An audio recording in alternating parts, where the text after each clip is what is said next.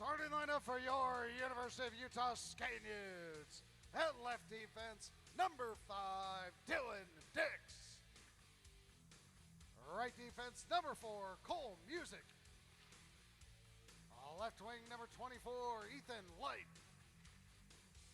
Center, number 11, Jay Kusig. Right wing, number 8, Jacob Slater. And in goal this evening for your Skating Utes, number 31, Joseph Grelich.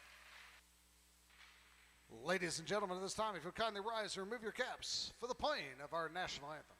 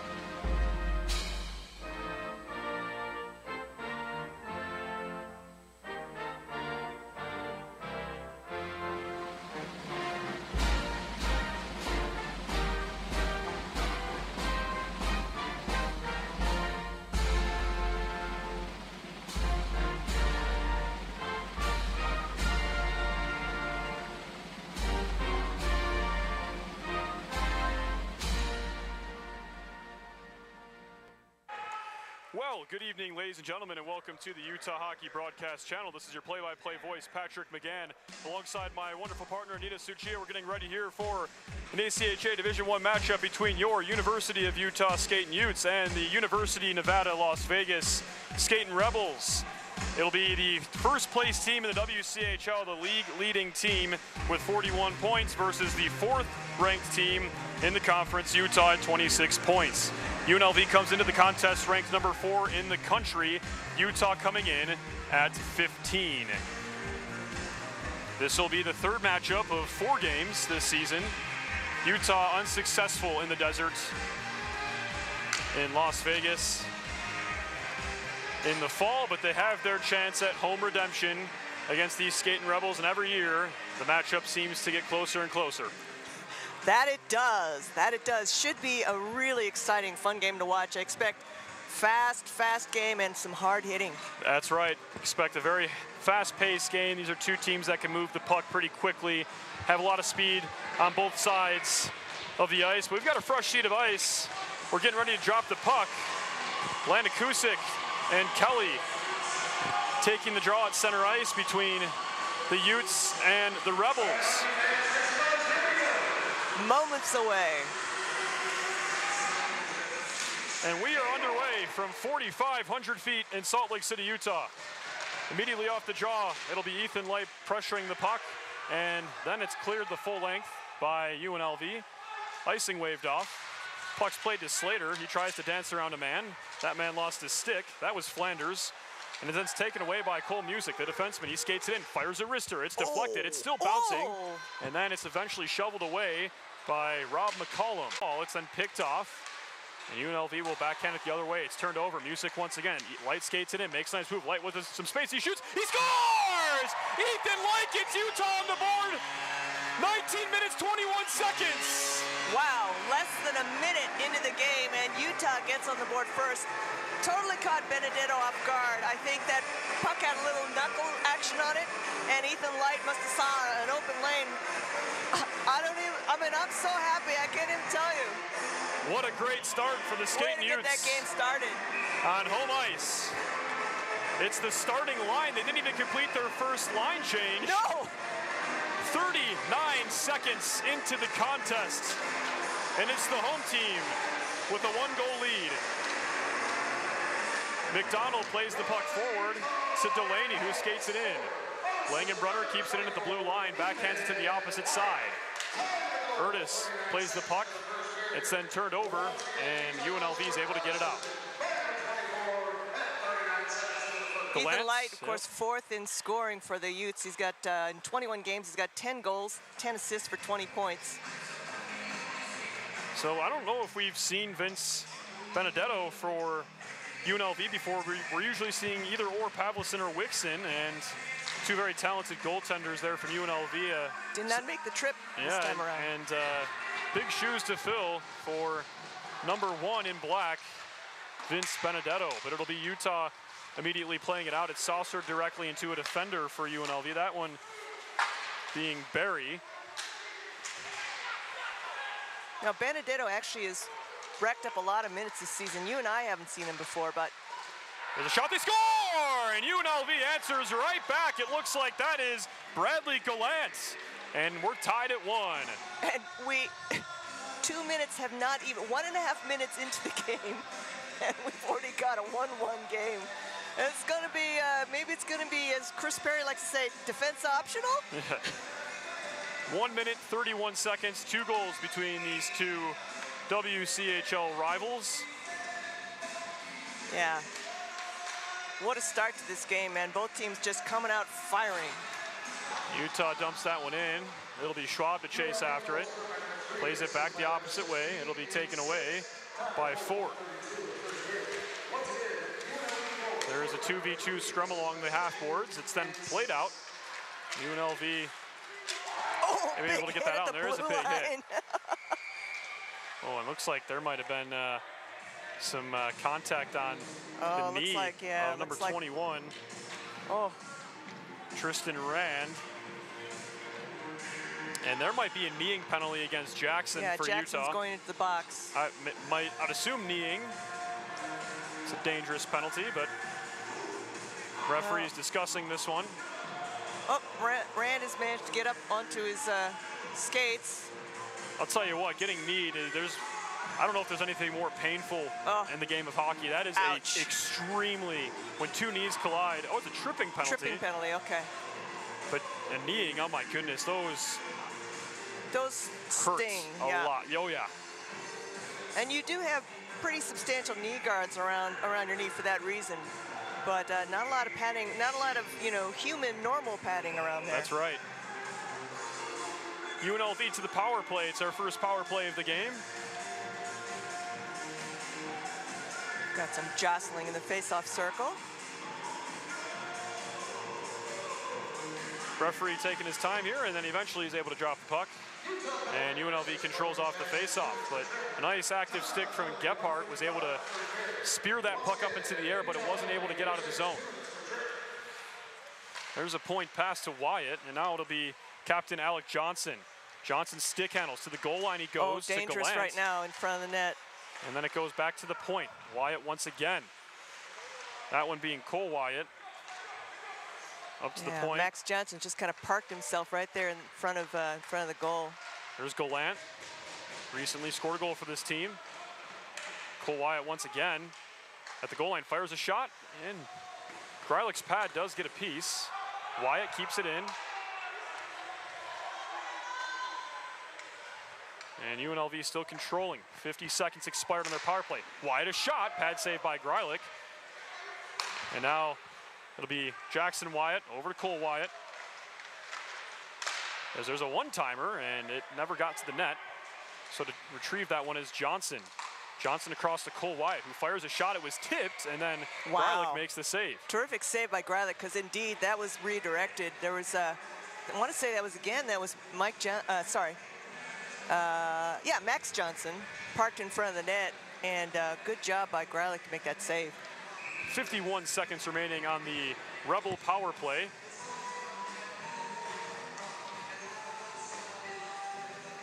As we'll have another face-off in the Utah zone. This time the Skating Utes win that one. They send it all the way around the boards. It's kept in by Strong. He dumps it right back in as Delaney forces his man along the boards, that being Tristan Rand. Good to see Rand back on the ice after that little painful collision there. It's McCollum behind his own net to start things off. 30 seconds remaining on the man advantage. Little quarterback a breakout. And now it'll be skated in by Mensch. Strong stick handles at the red line. able to beat a man. And then the puck does deflect up into the skate and use bench, so we'll get a whistle with 13 seconds remaining on the power play for Nevada, Las Vegas. Yeah, Utah doing a good job on this penalty kill, keeping the Rebels from crashing the net and keeping themselves spread out. They just got to hang in there for another 13 seconds, it looks like.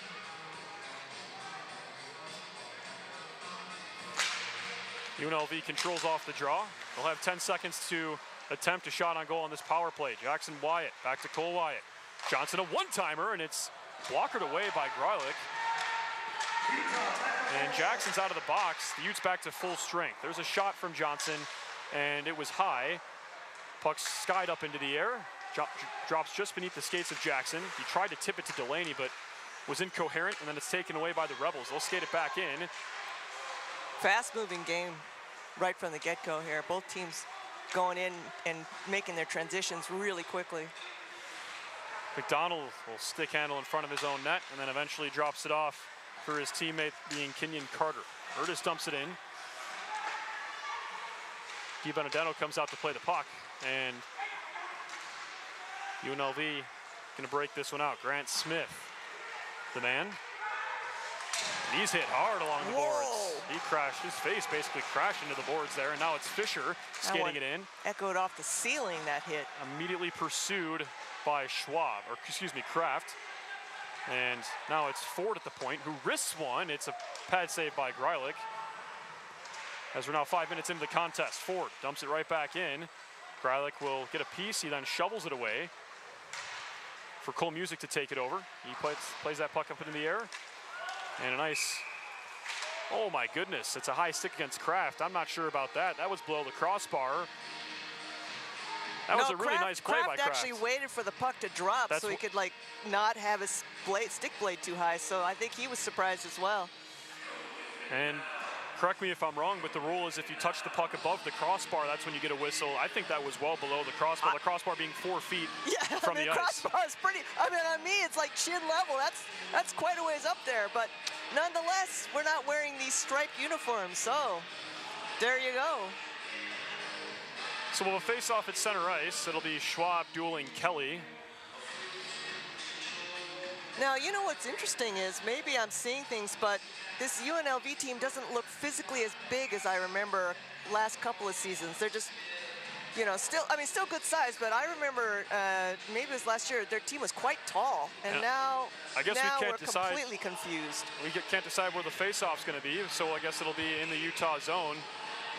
We had a couple of those in the women's games too, where Jacob and I were trying to figure out what the call was because the face-off kept moving to a different part of the rink. So this is big for UNLV. They'll get a face-off in the Utah zone. Absolutely. Barry immediately turns it over, however, and then Utah's able to get it out. And that goes for icing. Unfortunately, that's going to be icing. And that's a pretty big stoppage in play for Utah. I mean, well, on top of which, so it starts off with the face-off being in their zone, and then the ice is going to come back to their zone. It really is coming to the advantage of UNLV right now. And Kraft had some momentum with that puck. Yep. So there's a shot off the draw, never gets to the net. It'll be Gallant in the far side corner. Stick handles around a couple of Utes. Good job by Schwab. Schwab able to win that puck, but it goes to the point for Barry, who fires a shot. There's a big hit in front of the Utah net. UNLV still controls. It's Johnson. He fires a shot, sticked away Greilich. The rebound's loose, goes behind him.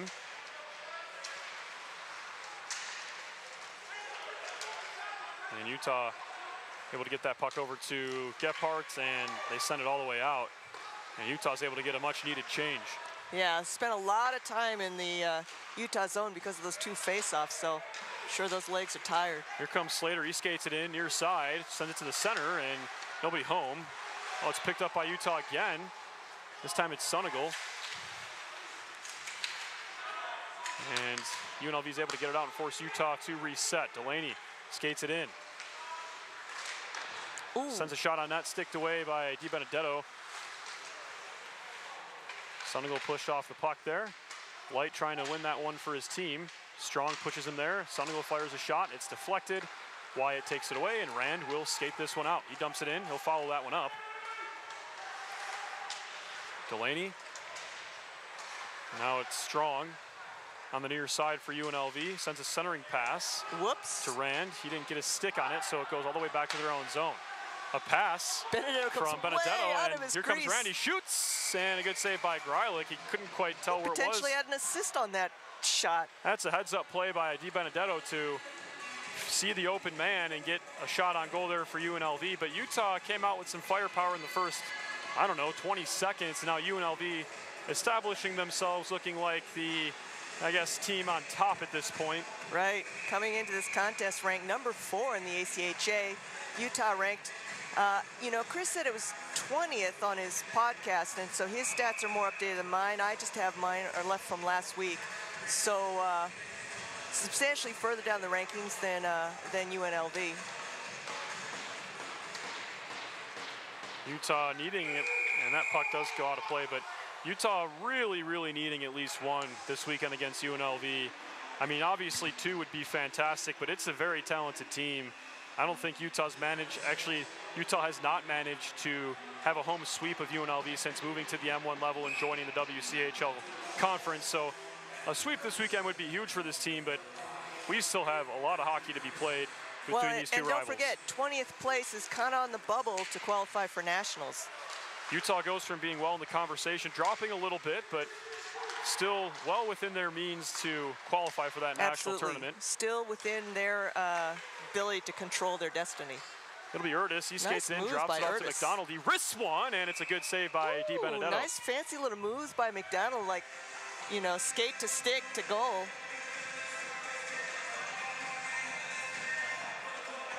And so we'll have a face-off in the UNLV zone.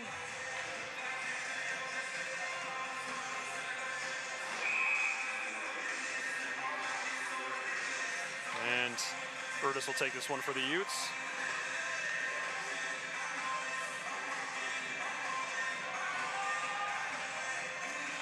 I was going to look up the rankings to get a definitive answer, but the ACHA website doesn't like to behave.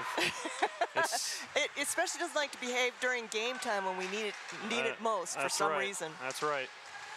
It's like it's got a little built-in sensor. All right, here we go. Langenbrunner tried to drop off a pass, nobody home, so that puck will be knocked free and all the way back from Music, who then sends a long pass, and now there's a shot sticked away by Di Benedetto. A shot there from Senegal. It's Carollo now, and we'll get a whistle.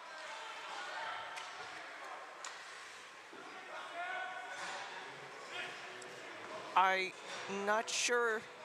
Was that offsides? I'm not sure. I think that was offsides.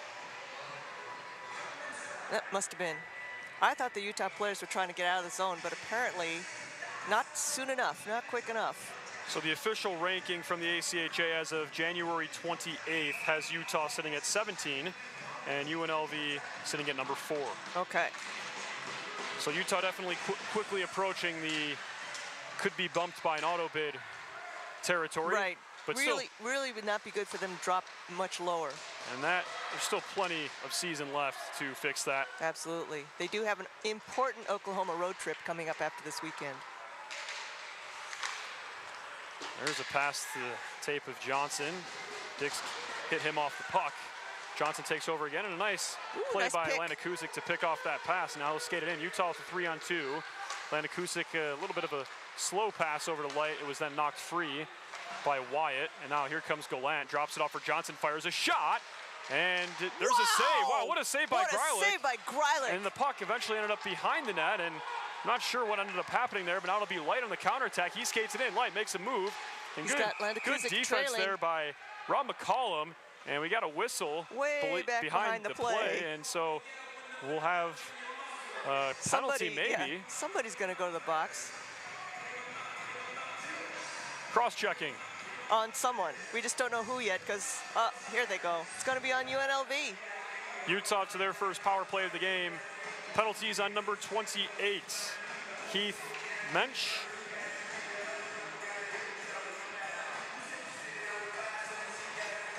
Be a nice chance for Utah here to get one ahead of UNLV. I mean, I think, right, the key for Utah is they're just going to never, they're going to have to never let the pressure up on UNLV. That's right. Ever. And don't make any mistakes. Well, yeah, that too. That's UNLV's a team that'll take advantage. Yeah, don't let UNLV get comfortable. Utah wins the faceoff. They control as they begin their power play. Urtis to the point to Dix. Now it's Delaney. Delaney stick handles, skating, firing a wrister, and a good save by Di Benedetto. And we'll have another whistle. And Gebhardt was right there waiting for that rebound. Only 13 seconds expire on the Utah power play. Yeah, great play by Utah. Set up that offensive chance, and Gebhardt parked himself right there in the crease in front of the goalie in case that puck came loose. But Benedetto did not lose the puck. Gebhardt dueling Kelly in the face-off circle.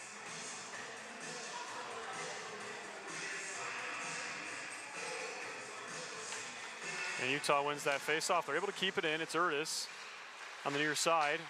Down low to Gebhardt, back over to Delaney. Delaney fires a shot, and a good save by Di Benedetto. Another nice shot by Delaney through traffic. Delaney is one of our defenders. We have a few of them on the Utah squad who is a great stick handler and has a terrific shot. So Benedetto looking sharper after his mishap on the first shot. First one kind of woke him up, I guess. Not a good way to open your game if you're a goaltender. Gebhardt wins the faceoff back to his captain, Dylan Dix. Dix over to Urtis. Urtis back over to Delaney. Dix calls for it at the point. He then transitions it back to the far side. It's Urtis. Plenty of time still on this power play, 1:22. Urtis down low. And then played back and forth. Looks like that's Gebhardt, or excuse me, Langenbrunner. Gebhardt's there to help out. Now it's Delaney over to Langenbrunner. Langenbrunner back up to Delaney. Over to Dix. Dix is another one who can shoot. Oh. And a good tip by Urtis as Utah tried to send it to the center for Gebhardt. That was Langenbrunner who tried to find Gebhardt there. Didn't quite work out. UNLV's able to get the puck out of the zone. So now it's Gebhardt. You got some tired Utes on the ice. Yeah, there's a long shift, that possession. 45 seconds remaining on this power play for Utah. UNLV playing an aggressive penalty kill, but it's working out for them. As Barry kicks that puck forward over to his teammate, that specifically being Ness. 30 seconds left on the Utah power play. This time it will be Ethan Light skating it in, the goal scorer for Utah. Plays it off the wall. Over to Lanakusik, who then sends it right back the other way. Light's able to keep that puck in. Now Larilla's at the point, 10 seconds on the power play. There's a tip from a UNLV stick. Schwab looking to recover. Mensch getting ready to cut out of the box, 4 seconds. And he's out of the box. Nevada, Las Vegas back to full strength. Mensch out of the box will get that puck. Got a 3-on-2. There's a shot, they score! Jaden Ness for the Rebels, and they get 2 unanswered, it's 2-1. Kind of that unfortunate thing that happens sometimes when you suddenly get an extra man on the ice. Broke down Utah's defense a little bit. It was a 3-on-2. Greilich didn't have much of a chance. There were too many other players he had to watch. So UNLV gets ahead. Not his fault. When you know, it's just the skater and the goalie and you don't have any defense in front of you, it's tough to defend some of those shots. And it's a quick wrister. Mensch comes out of the box and immediately makes himself a presence, grabs that puck, and gets a nice counterattack in. And now it'll be Donovan, pass over to Kraft. He fires a shot, pad save by Benedetto. Now it's Gallant. He'll skate it out over to McCollum. McCollum, near side half board, centers it, and Sunnigal skate able to break that up. Donovan on the near side gets it to Jackson, who sends it across the ice to Kraft. Kraft back over to Noonan. Noonan off the boards to Jackson. Jackson skates it in, sends a pass that's telegraphed. Still bouncing around. Utah's able to skate it in, and there will be a tripping penalty against UNLV.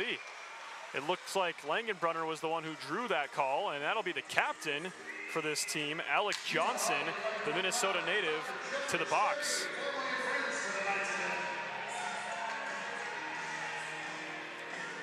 really not a lot of local products on this UNLV roster. No, nobody and not very many people from Nevada. In fact, not very many people from West Coast. the West Coast. A lot of, see a lot of Canadian provinces there. I see a lot of names from Minnesota.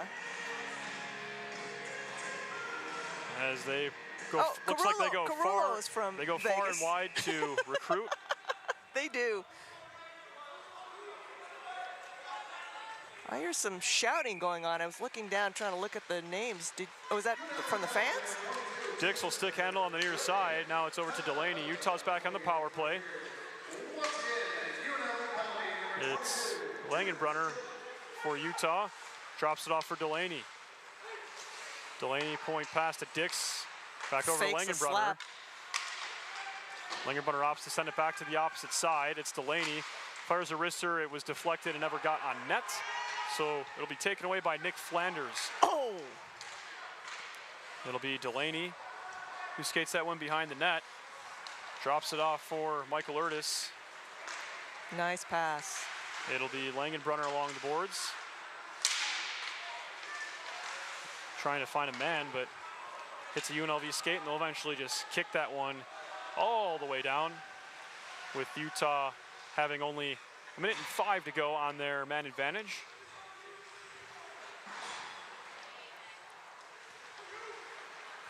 So it'll be the captain, Dix, who fakes a pass one way and sends it the other.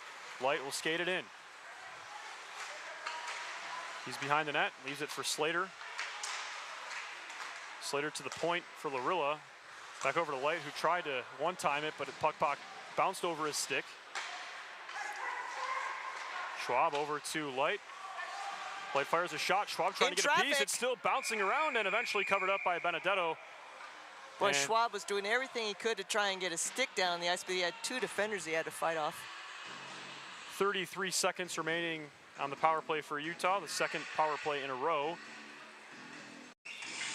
After that first power play, that man Mensch came out of the box, grabbed that puck, got himself an assist, and scored right after that Utah power play.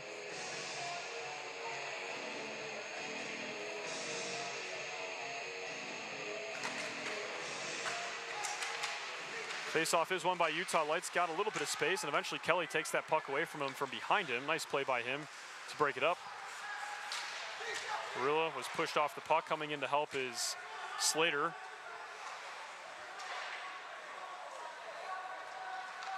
Slater with some speed, skates it in. He's got Ethan Light on the opposite side.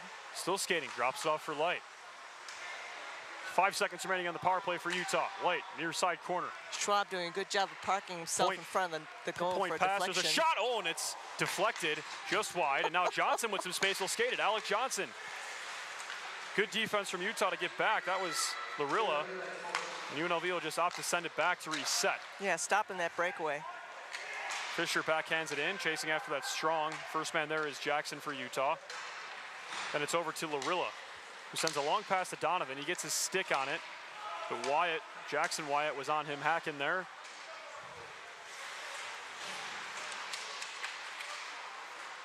It'll be Strong for UNLV, and Donovan skating around him, trying to win that puck.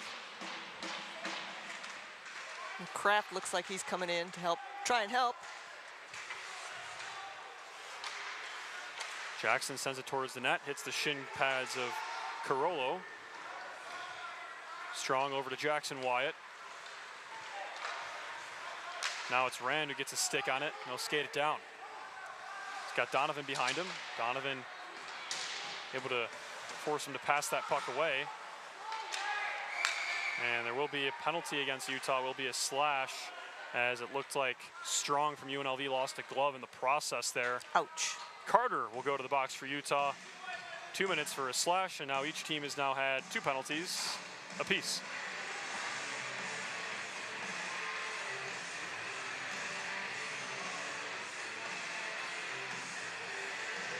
You know, when Utah is able to score, very quickly into the game against UNLV, it's hard to see that they're already down 2-1 against such a talented team. You want to take that lead and almost take that goal as a not a gift, but you know, Right. play with that lead for a little bit against this team. Right.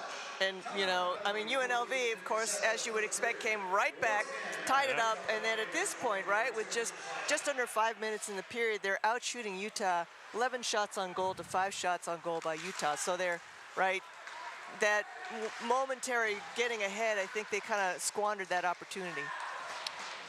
As it'll be the Rebels in the Utah zone. Point pass to Wyatt.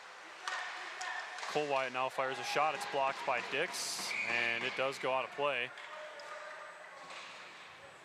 They're going to really have to keep an eye on that Max Johnson, number 16, likes to park himself in front of the goal.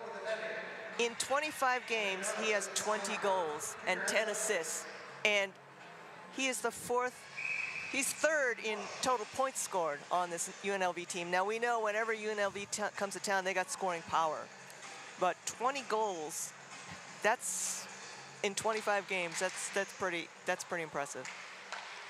They're a team with a lot of speed and a lot of offensive firepower. We see it every year, and that's why they're always in contention for the national tournament and the conference. Yep, absolutely. There's a shot, good save by Greilich from the stick of Alec Johnson, and of course, UCO getting the conference championship last year. UNLV trying to win the conference. Would it be for the first time? Because UNLV joined the conference the same year Utah did, so I think that would be for the first time. I think they've always kind of been the bridesmaid in the WCHL rankings. And they're leading the pack right now. But still, like we've mentioned, plenty of weekends left in the season. Plenty of conference games left in the season in the WCHL conference. 55 seconds remaining on this UNLV power play. There's a point pass. They send it in. Ooh, just got by the stick of Stathopoulos. Sorry, I wanted to put an extra syllable in there as if his name wasn't long enough. This Gephardt's hit off the puck. Yeah, that is a mouthful for sure. Not easy for the broadcasters as we try our best, but UNLV will skate it in. Strong at the point. McCollum, there's a shot. Oh, nice save by Greilich. And Mensch Oh, with the here we shot go. there. Music and somebody else after the whistle. And folks, these players, all these names should sound familiar. There's a lot of returning players from last year. And Utah also returned some players. These players know each other pretty well. I mean, they see each other 4 times every season. And most of these players have seen each other for now 2-3 seasons. So rivalries are very easy to develop in this conference because in the structure, you play each team in your division 4 times, twice at home and twice on the road. So you see a lot of them. You see each other a lot. And UNLV has been a problem for Utah in the past. Utah has come away with some victories against this team, but it's a very talented team. Utah, obviously trying to build to that level, getting closer every year. UNLV operates in the Utah zone, 15 seconds to go on their power play.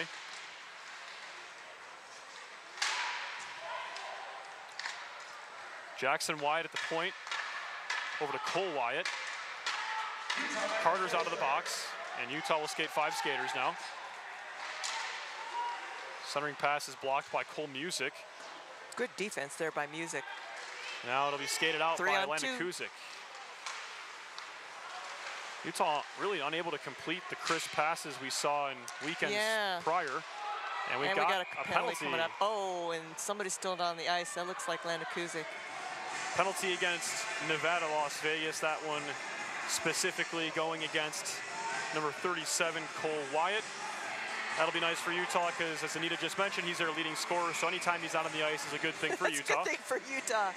Well, actually, I mean, he's the leading point getter, but he's got 10 goals, 25 assists, and it's Max Johnson who has 20 goals. So even though Max Johnson doesn't have as many points, he's got more goals. I can say Cole Wyatt's more of the playmaker style player. That's a trip on him, by the way. And honestly, I mean, any of these top 5 UNLV players could score, at any time. They're really, I believe they have one of the biggest goals for differentials in the WCHL because UCO typically is a defensive team. They hold other teams' goals scoring down. whereas UNLV counts on just building up the score. It's Utah's third power play of the night. They'll stick handle it in. That one being Langenbrunner, and then he cleared it in. Kelly's able to get his stick on that, and then UNLV is able to shoot it up, but it hits the referee. Ouch! And it won't go anywhere. It gets then caught in a pile of snow right by the bench. Kelly's the first man in for UNLV. He fires a shot, pad save Greilich. It's Delaney now for Utah. Skates it across the logo, and he comes. It's Erdis dropping it off for Schwab. Schwab plays it off the wall to Delaney. Delaney over to Dix, who fires a shot, hits the massive Benedetto. And Utah is able to keep that in. It's Langenbrunner. Utah's going to get a change, though. It might be hard to keep this puck in with only 2 Utes, as Utah desperately needed a change. And eventually, oh my goodness, what a hit from Ethan Light. There's a centering pass. Rand's going to be feeling that one for a while. And that's broken up and sent the full length. Greilich out to play the puck. 29 seconds remaining on the Utah power play. Light opted to leave that puck for Slater, who then plays it back to Larilla.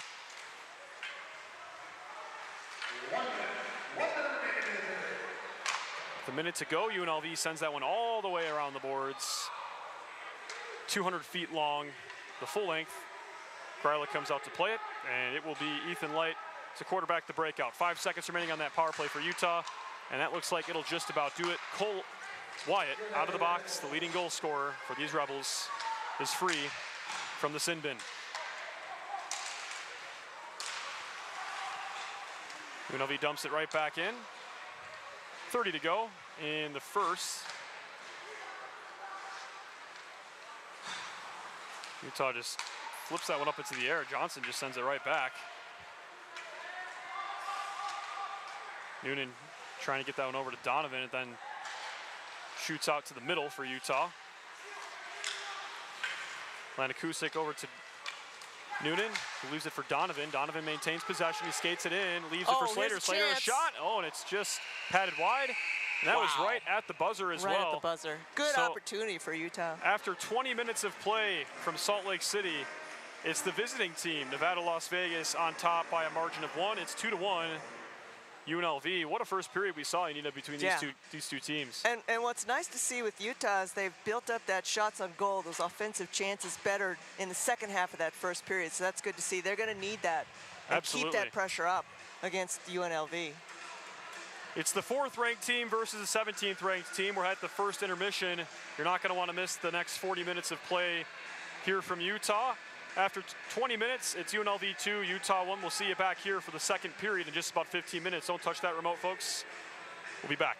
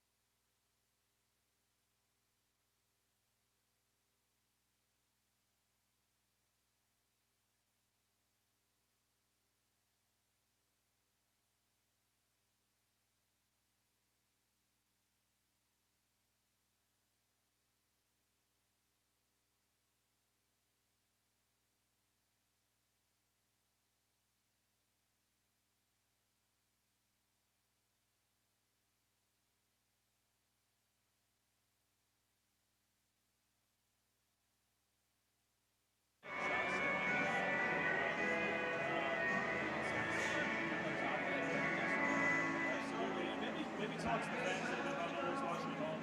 What the Wasatch Cup kind of means to this program? You kind of played on the team when this was a big thing for the Utah 2 team in the original days. Kind of talk about how special it is to play in this tournament, how much it means for you guys.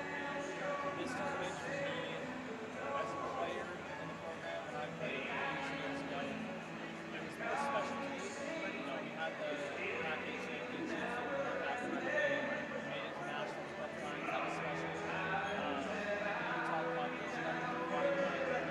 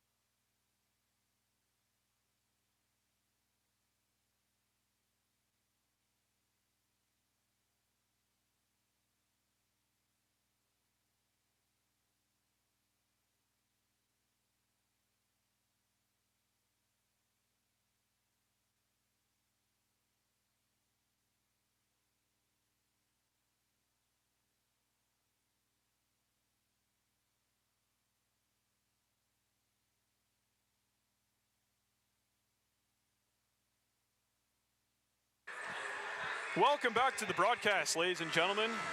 We are getting started here in the second period between Utah and UNLV. We just want to thank once again head coach Nick Fornelius. That's like one of the first on-camera interviews we've done in a very long time. Very long time, so, and I tell you, Forney's the man. He is. He's got a lot of energy, and as we were just talking about before we hopped on air, he is a very special coach. He gets, Anita, you said it best, he gets the most out of his players. He's young, he can relate with his guys. He very recently played in those big games, the Wasatch Cup, the Utah Cup, right? So he understands what it's like to be in their shoes, and he is just absolutely an A-plus coach. A-plus hire for Utah, bringing him in as the M2 coach of this new program.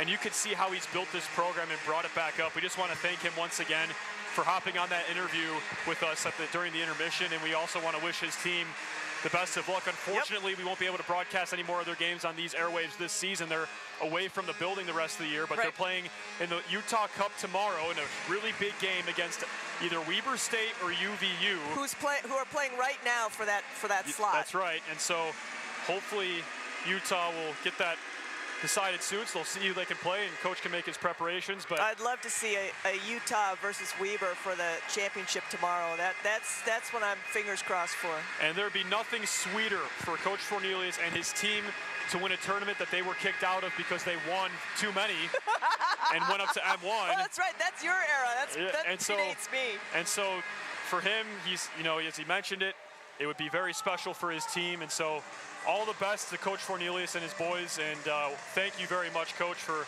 coming on the air. We really appreciated that, and I'm sure our viewers did too. But we've got a fresh sheet of ice here in Salt Lake for the M1 team. It's Utah and UNLV. The second 20 minutes of play are now underway. Utah trailing Nevada, Las Vegas 2-1. And it's only one goal. I mean, Utah, is definitely still in it. Absolutely. I mean, these games have, in the early stages of joining this league, these games got out of hand rather quickly. Right. But Utah absolutely showing that they can. Looking how far they've come. Yes, showing they can hang with this team as UNLV controls in the Utah end. 30 seconds here into the second. Centering pass intended for Galana hits his skate. Langenbrunner is going to get on his horse and skate down this puck.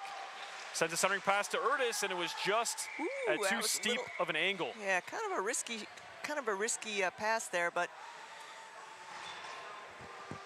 Urtis just out of Urtis's reach. Would have been a hard pass to get. Corral. But as you could tell, that was at the end of that shift, and Langenbrunner was, with all he could, was trying to skate down that puck, but you could obviously tell it was the end of the shift. And also, I think on the wrong side of the curve for Urtis, so not on his good side. That bouncing puck is then slid off the stick of Chelan Nikusik. Utah really came to life at the end of the first period, so I'd like to see if they're able to carry that momentum into the beginning of the second. They did look increasingly better as that first period went on. They, obviously scored that first goal not even a minute into the game, and then UNLV kind of then dictated play for a bit, but Utah slowly inching their way back into the contest. I would say fought their way back into the contest. And it's a Utah team that is performing. If you look at the statistics, it's one of the best M1 performing teams since this team has joined the conference 3 or 4 years ago. And what really strikes me, Patrick, and you know this even better than I do because you've been with the team longer, is they keep getting significantly better every year. Like every year you go, wow, look at how much better they are this year. And then the next year it's, wow, this year they're even better. It's just such a progressive, positive improvement every year. And, kudos to head coach Morgan Feeney and his staff to put together this program and keep us, That's right. heading towards our goal, climbing towards our goal. And that goal has just been qualified for the national tournament, and it's not easy to do. It really is not. And this is 72 teams in ACHA Men's 1. And that tells you just the percentage is just not in your favor. The probability is not in your favor to make that tournament just off the sheer numbers. But Utah having as good of a chance as they ever have. The last 2 years they've just barely been on the outside looking in, and this season they've been ranked as high as 13. Now sitting at 17, so still, in that kinda on the area, bubble. yeah, on the bubble. But I'd expect at 17 them to get in at this point. But like we've been saying too, plenty of hockey left. A win or at least a sweep against this team would do absolute wonders for your ranking. You would jump up. Particularly because, again, the comparison being, it's not just whether you win or lose and by how much, but it's who you play and what their record is. So UNLV having such a strong win-loss record, if we could get a win or 2 wins against them, that would be huge for the Utah program. And that win-loss record being 17 wins, 6 losses, 2 ties for this Rebels team. Very impressive as there's a shot. It's sticked away by Greilich. And UNLV even sets our sights even higher. They played, I believe, 2 NCAA D1 teams this year. Is that correct? I think they did. There's a slap shot. Woof. Good save. It's still loose. And Greilich makes an excellent save on the slap shot. Oh boy, he must have felt that one. That was a big slapper from the high slot. And yeah, to Anita's point, to put a cap on that, I think UNLV, I think they may have even played like Denver, which is one of the best teams. And those games... They didn't win. Right.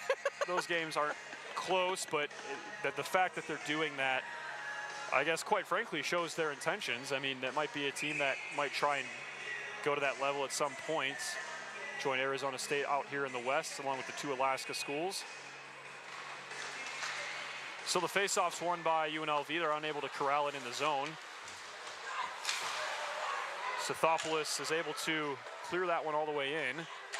It'll be Noonan for Utah. Got a man on his back and a man in front of him, and he eventually lost the puck. It's coughed up. Stathopoulos will skate behind the Utah net. Carollo at the point. It's kept on side, says the referee, as UNLV deals. And they're unable to keep that in. It'll go all the way down. Kraft skating down with some speed along with Donovan to force Benedetto to cover that one up and force a faceoff in the Rebel zone. And UNLV, that's just the slight difference between Utah and UNLV. Regardless, Utah can hang with this team, and you're seeing that so far this evening in the last couple of years. But UNLV is kind of a team that regularly qualifies. It'd be a bad thing if they didn't qualify for the national tournament. They're expecting to always end up going to nationals. Right, and they've even contended for national championships as well. In a very short time, and we got to, hat tip to the UNLV program. I mean, they've put together a powerful team in a very short time. As you said, they joined the WCHL the same time we did. So it'll be UNLV in their own zone. This time it'll be Johnson, the captain, skating with it. Good pressure from Urtis. He's able to get that puck to the stick of Gallant.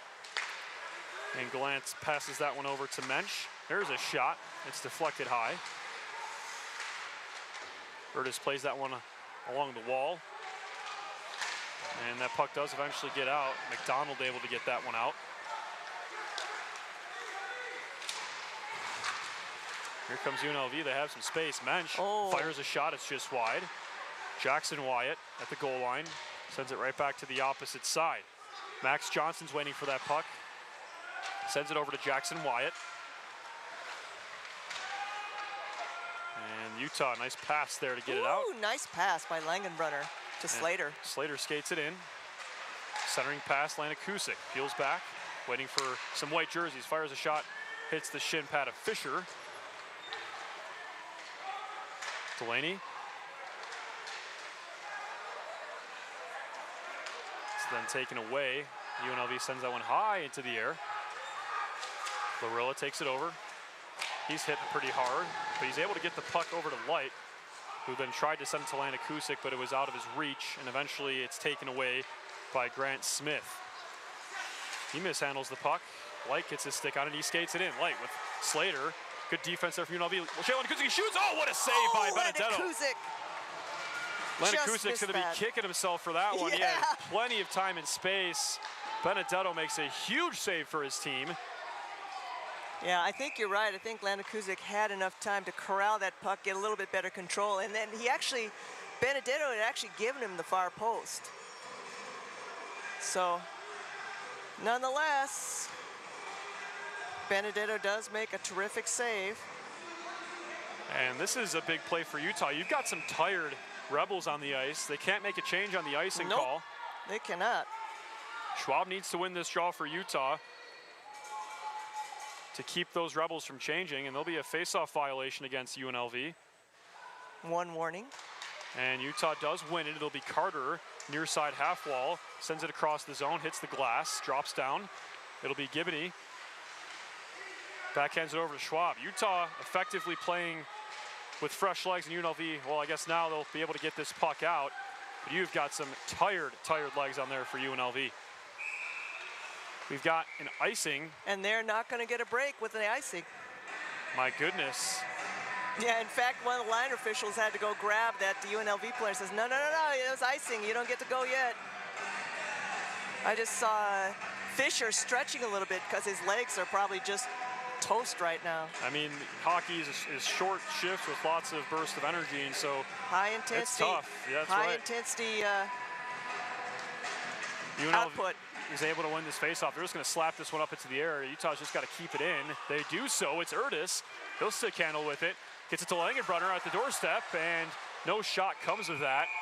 Boy, I tell you, some of those UNLV players are dead on their feet. They're just struggling to keep up. And they will get a change now. That had to have been at least a 60-second shift. That was a long shift. Holy cow.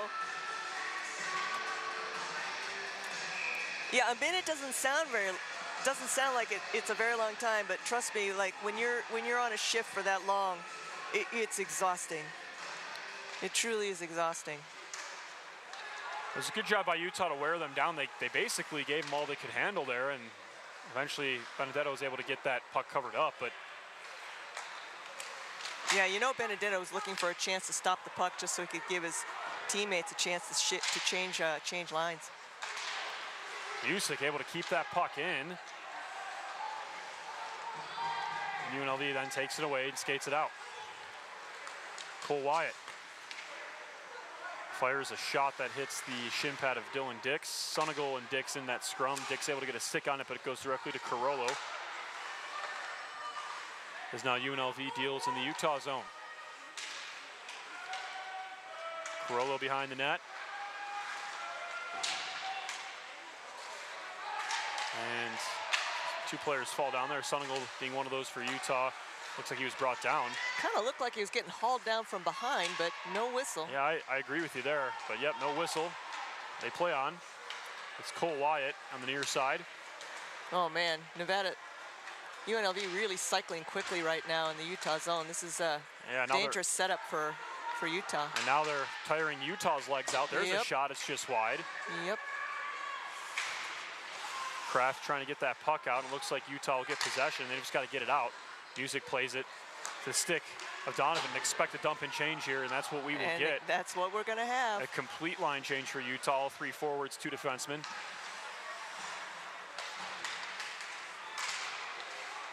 And now it will be the Rebels skating it in. With speed. Wow, look at that. Woo! And there's a hit big pile behind up the play. behind the net. Curtis over to Langenbrunner. Then Kelly takes it away, and Flanders had to dive to be on sides there. Yeah, a little bit of acrobatics there. It will be Erdis now. Oh, nice move by Erdis. He skates it in. Now it's McDonald. And he's pickpocketed by Alec Johnson, who will skate it out. He makes a nice move. Still skating with it is Johnson, and the swinging stick of Larilla is able to break that play up. But he backhands that puck up just a little too high. It hits the netting. The whistle blows. We've got a stoppage with 12 minutes, 11 seconds remaining in the second. Boy, I tell you, fast play in the second period. It feels like, right, the speed is amped up even more. That's right. Yeah, it really has. And these two teams, fast skating teams. Both teams also tend to be in very good condition. So I expect this, to be a game that'll keep up this pace all the way to the end. Yep. We're not going to have suddenly one team running out of, I don't think we're going to see a team running out of gas near the end of the game. They're just, both of them are both typically very well conditioned. Right, and that's what Utah, I think that's the first step Utah took to become the better team, is they were getting outskated by teams like this the first year in the conference, and now they look like they are the team, the fast-paced team, the team that can outskate, the bottom teams in the conference. Right. I mean, one of the things that, again, if you've played, you know this, it's not just that you're skating really hard as best you can, you're also having the physical, having to hit and be hit. That's very tiring. Taxing. Yeah, it's very taxing. Here's a 2-on-1 for Utah. It's Jay Landakusik. He's got Slater behind him. Landakusik skating it in, and it goes and he scores! Oh my goodness, it deflected in off a defender. Landakusik will probably get credit for the goal, but regardless, it's a tie game. I swear Landakusik did that on purpose. He saw the defender kind of trailing his leg, and he said, well, I'll just bounce it off of you, and there's no way Benedetto's going to be able to defend against that. I agree with you because I think he was running out of time and space. He looked up and saw. He basically realized he couldn't get the puck over to Slater, and so then he realizes he doesn't have room for a shot either, and maybe it is on purpose, but regardless. Kind of a billiard ball shot where he banked it off of the defender or UNLV. Those of you watching on YouTube, play that back and let us know. I'm sure we'll get a replay on as well, but yeah, I mean, that was fantastic. Doesn't matter, as they say in golf, but I think it qualifies for hockey. There's no pictures on the scorecard, just in the highlight reel, and Utah tying the game by any means necessary. And we've got a brand new contest. Right? In baseball, they say the same thing. A blooper just over the shortstop's head is still a hit in the scorecard, in the box score. And a goal is a goal. And an important goal, because now Utah is tied up. What a great contest. It's been a pleasure bringing this contest between number 17 and number 4. A top 25 matchup. But those aren't really hard to come by in this conference. Lots of top 25 teams in the WCHL playing every weekend at each other. Absolutely. We've got UCO, Arizona.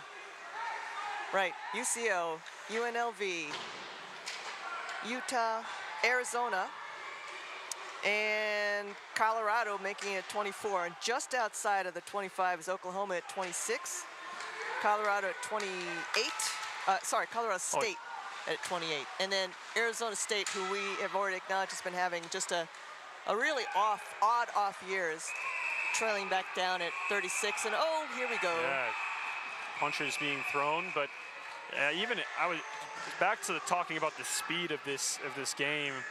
Arizona State is at the bottom of the conference this year and having an uncharacteristically bad year, but even so, they were a fast skating team. It just goes to show you. And in Colorado, I believe we saw them as well. And I believe we split with Colorado when they came to town. That's right, and that at the time they were, I think, 9th in the conference, and they've really rebounded if they're near the top 25. But I mean, the worst teams in this conference will beat up on the best teams in some of the East Coast conferences. I mean, I'd be willing to put my money on that. Well, you looked at the math when you look at points for a conference. I think it was off of points, right? Oh, the WCHL is not only in first place, but far ahead of the second place conference. That's right, and we're so lucky to be in such a competitive conference. It's really great for us. And I wonder how many consecutive weeks the WCHL has had that highest average ranking. That's some homework for next week for me. Yeah, there you go. I imagine it's actually quite a few weeks. It might span multiple seasons. From the beginning, yeah, from the beginning. Or multiple seasons, yes. I would be willing to guess that as well. So many thanks, Christopher Perry. Hope you're feeling better. Of course, Christopher Perry, to those who don't know, watching the commissioner of this wonderful conference. And we've got a whistle. And I believe there may be a penalty coming from this, but I didn't see any hand signals or anything. I'm not sure why the whistle will. Maybe a frozen puck. A very rare frozen puck. We had one last weekend. Yeah, looks like that's what it's going to be. We had one last weekend. So rarely seen these days. According to our shot counter here in the arena, we've got Utah now out shooting UNLV 18-17 in what is becoming a fantastic game. Well, actually the live stats showing 19-17, so there's one still remaining to be put up on the scoreboard here in the rink. And this has indeed been a fun game to watch. Always fun series when UNLV comes to town. Last year when UCO came to town, that was a terrific series.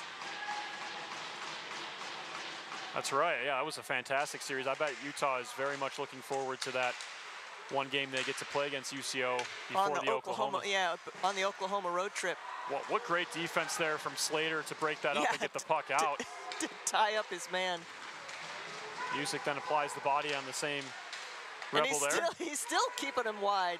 Kelly will stick handle here for UNLV. He fires a wrister, pad save. Nice Greilich, save. it's still loose. It kicks out to the far side corner, and then Slater plays that puck to Landon Kusick. He's got Light. To Light.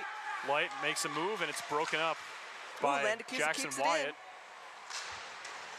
And then goes to the opposite side, Mensch. Now it's Dix for Utah. Over to Delaney, who tried to shovel that to Dix, but didn't quite work out. And here comes Gallant with some space, drops it off, and it's broken up by Slater yet again. The man who's everywhere in many places at once. Jacob Slater. He's become a very nice player for this team in his first year. Yeah, he's been a terrific addition to this team. You know, he's not the biggest, he's not the fastest. Boy, I tell you, he's got so much sense. He sort of knows where the puck is going to be and knows where the play is going to be. Johnson, a centering pass broken up by the stick of Landon Kusick, and Langerbrunner almost had a chance there, but it was broken up by number 2, that being Carollo. Now here comes Utah. Landon Kusick skates it in, it's knocked away. And now it will be Langenbrunner. It's got Larilla on the point. They can get the puck out to him. Trapped, and now it'll be Langenbrunner. Tries to center it, and it pops up into the air and does find its way out, sails all the way to the neutral zone. Wow, no, I was gonna say, McDonald beautiful stretch pass. And now nice pass from Urtis over to Langenbrunner. Langenbrunner sending it towards the middle, and it's broken up by UNLV, and they will now counterattack. Oh, here they come. This will be Strong, trying to get around a man. He's unable to do so. Very great defense there from Jackson. Great job by Jackson to hold him up at the blue line, or just inside the blue line. A lot of transition here. Strong sends it over to the opposite side. It hits the wall. Rand is there. He sends it to the middle. It pops up as Greilich got a stick on it, and he covers it up, and we'll have a whistle. Good heads-up play by Greilich to just pounce on that puck, and it was really starting to bounce around, kind of that scary, like everyone's swatting at it, and he just covered it up. A little bit more pushing and shoving after the whistle. Yep, lots of that. We're going to see lots of that this all weekend, I'm sure. 7 minutes, 10 seconds remaining in the second period.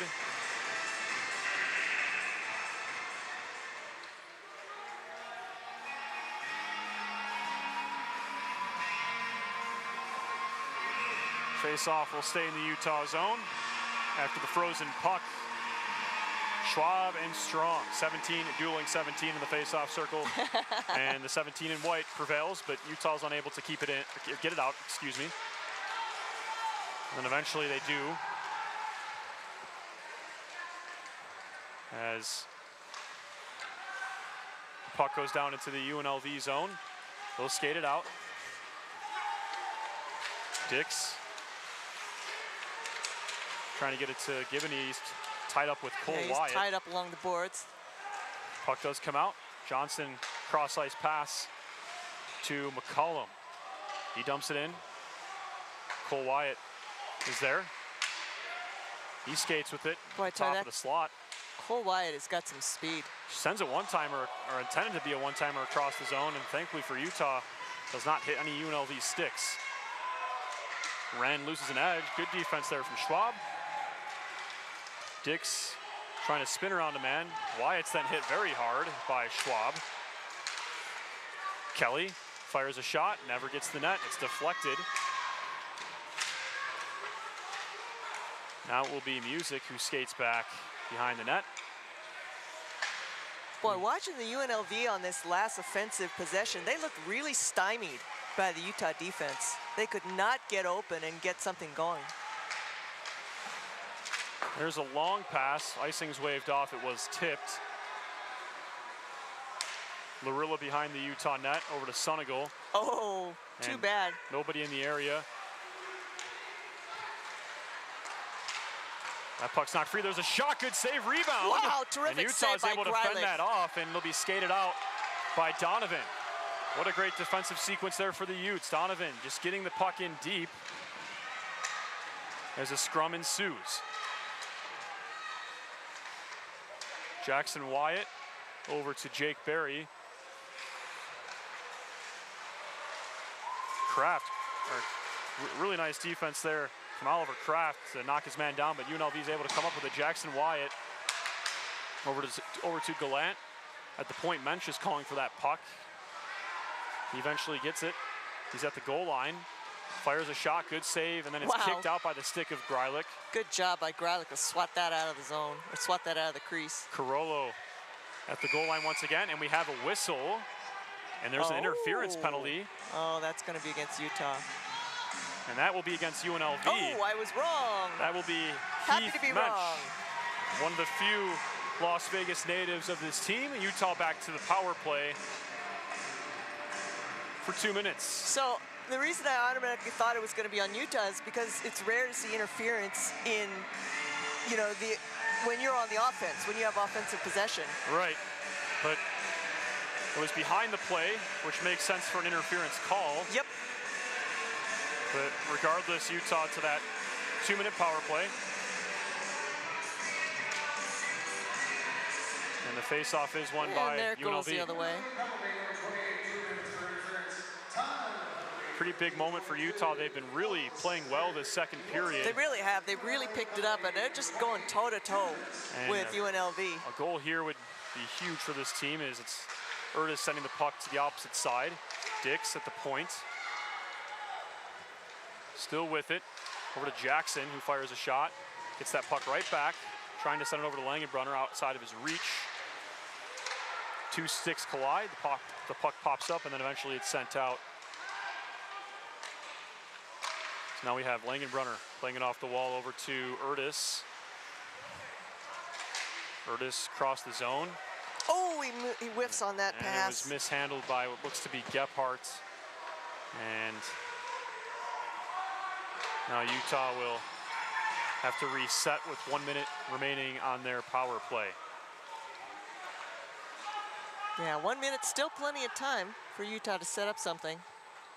But I agree with you, Patrick. It would be huge for Utah to be able to score and get ahead on this possession.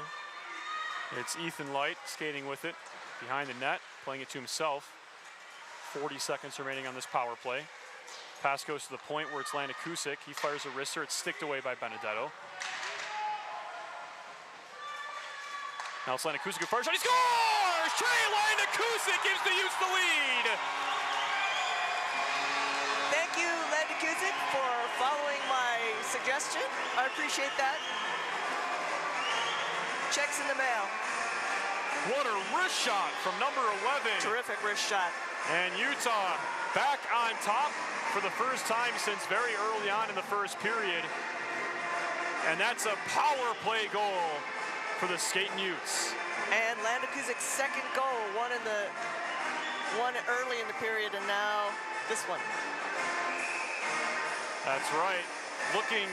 He's got an opportunity here in game one of a 2-game series to go back-to-back weekends with a hat trick. And if we could make that part of a Utah victory, I'll be over the moon. It looks like the loudspeaker is saying that is that. They should score! Oh my goodness, it's tipped in. No. The puck was just bouncing around. I'm not even sure who gets credit for that one, but that is a broken play. And unfortunately, it results in a goal against Utah, and that. And unfortunately for Greilich, what happened is it got tipped up. He had already gone down. It hit him on the back and rolled into the goal. It's like, unfortunately, it's one of those goalie's nightmares, right? He makes the first save. Somebody managed, the puck is kind of bounced around. Somebody managed to tip it up, and it literally rolls off his back. What I was going to say is that the loudspeaker said, I believe that was Che Landekusik's hat trick goal. I don't think because Ethan Light scored the first one, and we only have 3.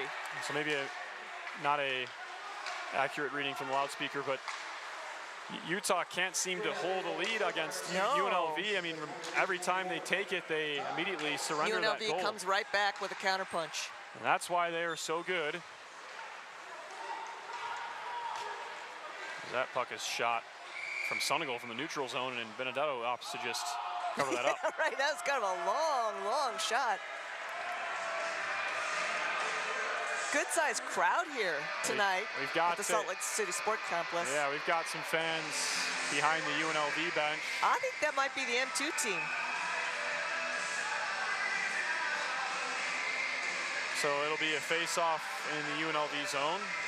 Slater dueling Mason Kelly.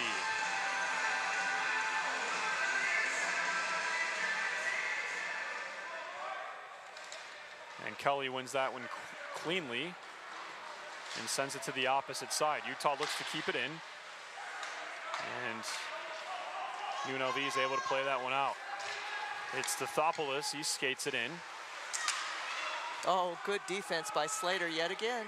Dix over to, tried to get it to Light, just outside of his reach. Icing is waved off. Light uses his speed and momentum to continue trying to win that puck. There's a scrum on the far side.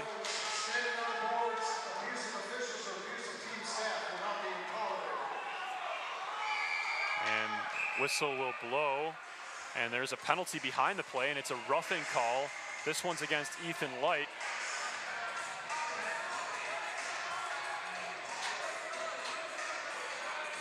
And so now Utah will skate shorthanded for 2 minutes. I'm sorry, I was distracted because the PA announcer was just warning the fans that they're not supposed to climb up on the glass. They're getting a little bit overly excited. It's like there's a group of fans sitting behind the UNLV bench, clearly Utah fans. And I think they were probably leaning on the glass.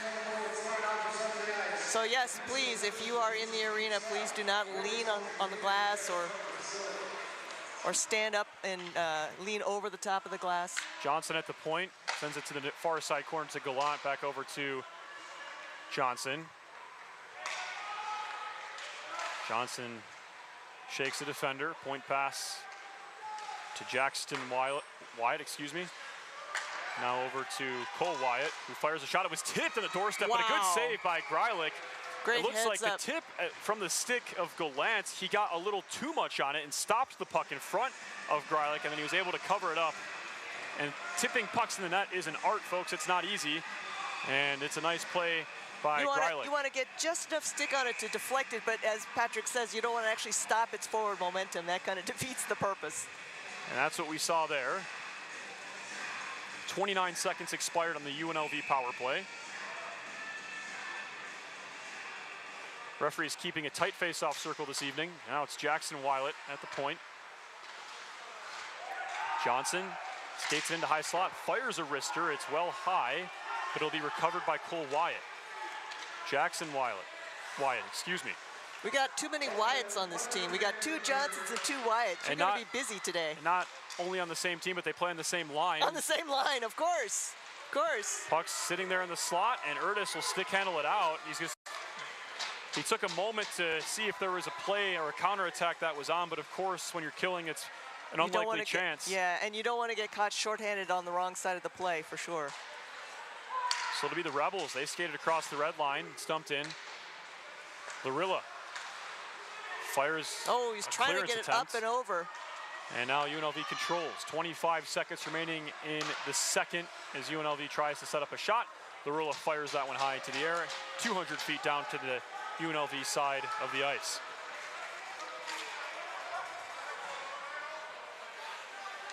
Now this will be Caleb Strong skating it in for the Rebels. Makes a move, still skating. Nice play by Larilla, break it up, and once again he sends that puck 200 feet. And that will do it for the second period. And what a barn burner we have here in the Beehive State. It's Utah 3, UNLV 3 after 40 minutes of play. Anita, my goodness, it's we have such a great job that we get to watch this and talk about it. What a great second period we just saw. Utah actually outshooting UNLV in that second period, 8 shots on goal to 5 for a total of 20-20. And reflecting the score on the scoreboard, Utah really picked it up. That's right. They played a great second period. And folks, if that's any indication, I'm not sure what is. We got 20 shots apiece for both teams, 3 goals apiece for both teams. We've got 20 minutes of play left between these two WCHL conference rivals. We're going to head to the second intermission, knotted up at 3 between Utah and Nevada, Las Vegas.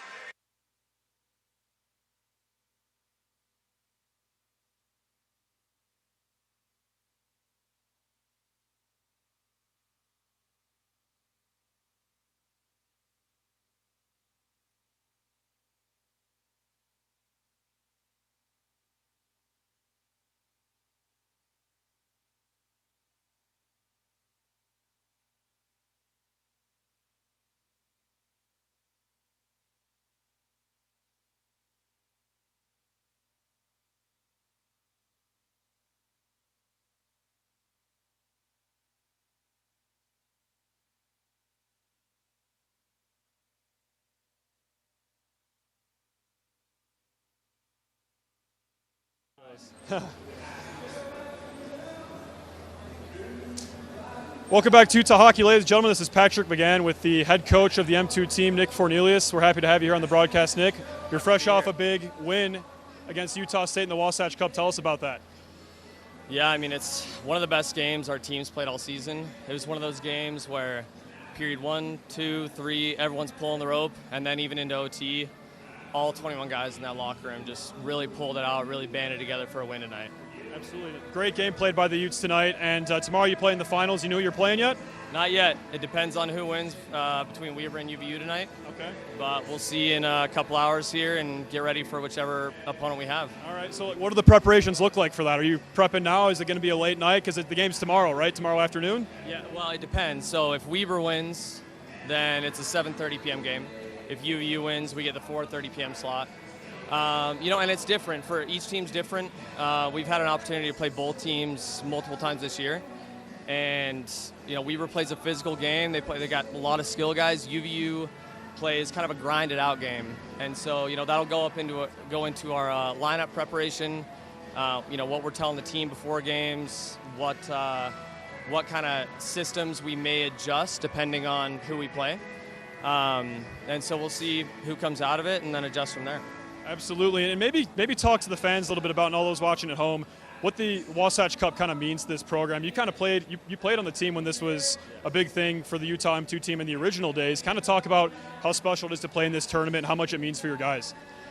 This tournament for me, as a player in the program, when I played years and years ago, it was the most special tournament. We had the Pac-8 championships that we won back when I played, made it to nationals a couple times, and that was special. But the Utah Cup, there's nothing quite like beating the Utah teams. And it means so much. And we had the opportunity. We started the tournament my first year, my rookie year, and had the opportunity to play in the championship and win 3 years in a row. Beat Utah State all 3 years in the championship. And after that, we went Division I. I think they kicked us out for a combination of that and also winning it every year. And so we haven't been back in it until we started this Division II team back up. And the last 2 years haven't been able to come out with a win. So tonight is huge for us to come out with a win finally in that tournament.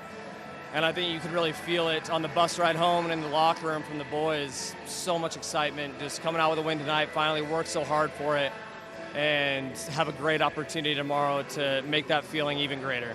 Absolutely. So best of luck to your team tomorrow. But while we're on the topic of championships, before we let you go, you've got the Pac-8 championships. You've got some revenge to get against the University of Washington. What's that look like for your team down the stretch? You've obviously got a lot of important games left in your season. Just kind of talk about what you guys are kind of doing to get ready for the Pac-8 championships, and are your guys excited? Do they want to get back up there and get revenge and get that trophy back in your hands?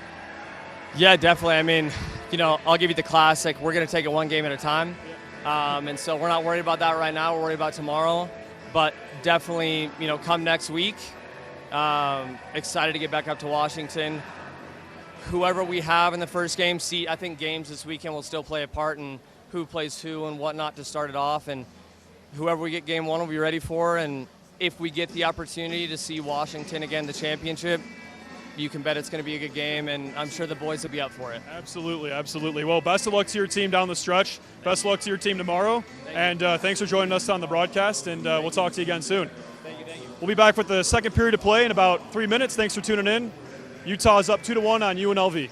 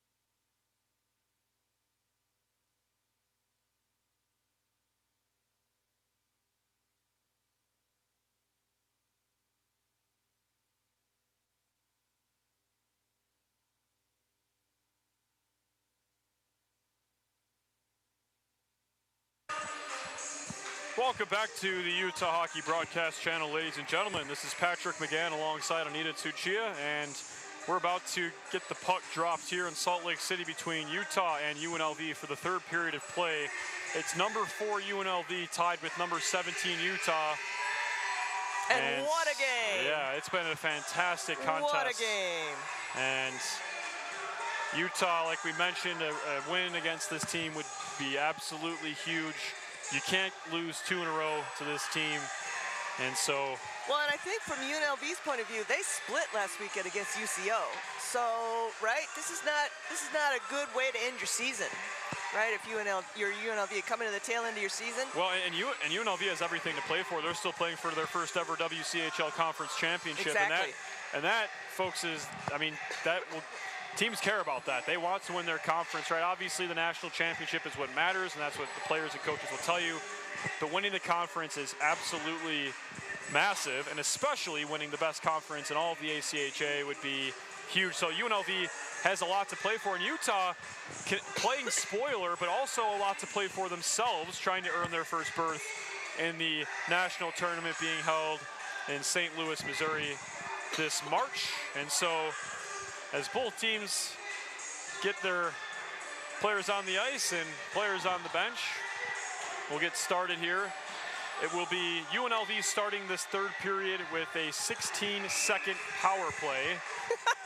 And which, I'm laughing, that's actually plenty of time to get a fast offensive charge and put one in the net. So can't be caught sleeping. Utah cannot be afford to be on its heels. So we've got Gallant dueling Landon Kusick. The puck is dropped. We're underway for the final regulation period between UNLV and Utah. It'll be Jackson Wyatt immediately after the face-off as Ethan Light gets ready to head out of the box as the puck goes right in front of that penalty box, and then the whistle blows and Utah is back to full strength.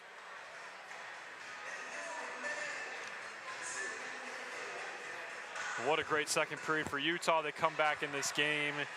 They have the lead briefly, but every time Utah takes a lead against this team, UNLV punches right, counter punches right back. Yeah, can't quite hold it. And at this rate, Utah's gonna have to score with like 5 seconds left. Well, either score 2 instead of 1, and then that way when UNLV comes back with 1, they're still a goal behind. That's Anita math. But all jokes aside, it's been a fantastic game, and Utah really playing well. And you know, their new recruiting pieces showing out tonight. A lot of like new names. Yeah, it's great to see so many new names contributing to the team because again, one, you always want to have a good mix. You don't want to suddenly lose like a half of your team because of graduation. But two, the other thing is that these are young players, so we get to hang on to them for a while. Well, that's right. Can't say it any better myself. The puck was deflected up and out of play. We'll have a face-off inside of the Utah zone. And we've yet to play a minute in this third period, and I've had a couple of whistles. And, you know, I said it at the beginning of the second period, Utah built up a lot of good momentum in the second period as well, and I'd like to see them continue that in the third. It definitely seemed to have helped turn the tide. So Ford will dump it into the opposite corner. Larilla's the first man there for Utah. He plays it up against the wall. Langenbrunner drops it off for Erdis, and Erdis will skate it in. He dumps it in, was going to follow that chase, but Ford's the first man there. Oh, a wraparound for Utah. Oh. There was a chance for Erdis as there was a confusion there between Benedetto and what looked to be a UNLV defender there. Yeah, I think a little miscommunication there. Both of them thought, you got it, right? And then the puck kind of slid between the two of them. And now it'll be UNLV trying to get it out. It's shoveled back in by Delaney. Utah doing a good job of winning some of these scrums and 50-50 pucks, and they hustle to every single puck. Yeah. That's what I've been noticing from this team. The hustle is absolutely there, and they're trying to outmuscle when they can, and that's made the difference so far as that's dumped in by UNLV. Greilich gets a hold of it. He drops it. Cole Wyatt immediately pressuring. Nice quick pass to Donovan, but Barry was on him immediately there to break it up. And I think we've talked about this before. The key for Utah is, because Utah is, for whatever reason, probably not going to be able to recruit the same big physically big players that say the Arizona UNLV? UNLV, I'm sorry, and the UCOs, not Arizona State. I'm thinking of the women in that case. Right? Then they have to make sure that they tailor their strategy to what their talents will be. So they're going to attract, you know, good skaters, high IQ, great skills, maybe not the biggest physically, and that's the way they're going to have their game plan. So that hustle you talk about, that is key to Utah's both offense and defense. Rand will skate this puck in. It's the near side corner. Noonan puts the body on him, and there you see it right there. Noonan just not giving up on the play and eventually winning that puck for Utah with help from Schwab. Noonan being the epitome of that hustle. I mean, Noonan, again, is probably in stature, one of the shortest players on the team. And boy, I tell you, he doesn't lose many battles when it's 50-50. Rand fires a shot that was well off the mark, but UNLV able to recover. They send it to the opposite side, and then it's eventually taken away by Gephardt. Here we go. Who gives to Giboney and can't quite get a handle on it. He had Schwab trailing for a potential odd man rush. Just couldn't keep his stick on the puck. Or the puck on his stick, I guess. Donovan sends a pass over to Sunigal. Sunigal, nice pass to Kraft, who couldn't quite handle it. Donovan was able to pick it up. He's pushed off the puck along the boards. This is kind of an example of that line. These are names on this line that we're not used to seeing, except for veteran Dylan Dix, who's anchoring at the defense. And they're, you know, holding their own against UNLV. That's great for the future of this program. Alec Johnson dumps that one in for UNLV, and Utah will recover, that being Dylan Dix. He sends a long stretch pass, and Donovan's got to be careful there. It could have been called for interference if you ask me. For Utah, as now it's Smith. He skates it in here for the Rebels. There's a big hit. Big collision. And Donovan will come away with the puck. Donovan comes up with a puck. Here comes Delaney. He skates it in, backhand shot, and that's puck skied up and over the protecting netting and out of play. Delaney actually had his player beat, but he kind of lost an edge, and so he had to like do kind of a skip step, and he lost a lot of speed, tied him up, and so instead of being able to get a clear shot on goal, he ended up just getting one that deflected up into the net. But I'm liking this aggression right now by Utah. I think they're pressing UNLV really hard right now in the opening minutes of this period. Just under 4 minutes played in this third period. Neck and neck for both sides. Plenty of chances each way. All night long for both teams as Jackson Wild has a shot. Good stick save by Greilich. And it's backhanded up and in the protected netting and out of play. Man, we would save a lot of whistles if the glass was maybe just a foot or two higher. That's right, the short glass here at the Salt Lake City Sports Complex. Which adds to the home ice advantage for the Utes as fans are able to easily yell onto the ice and let the visiting team hear it.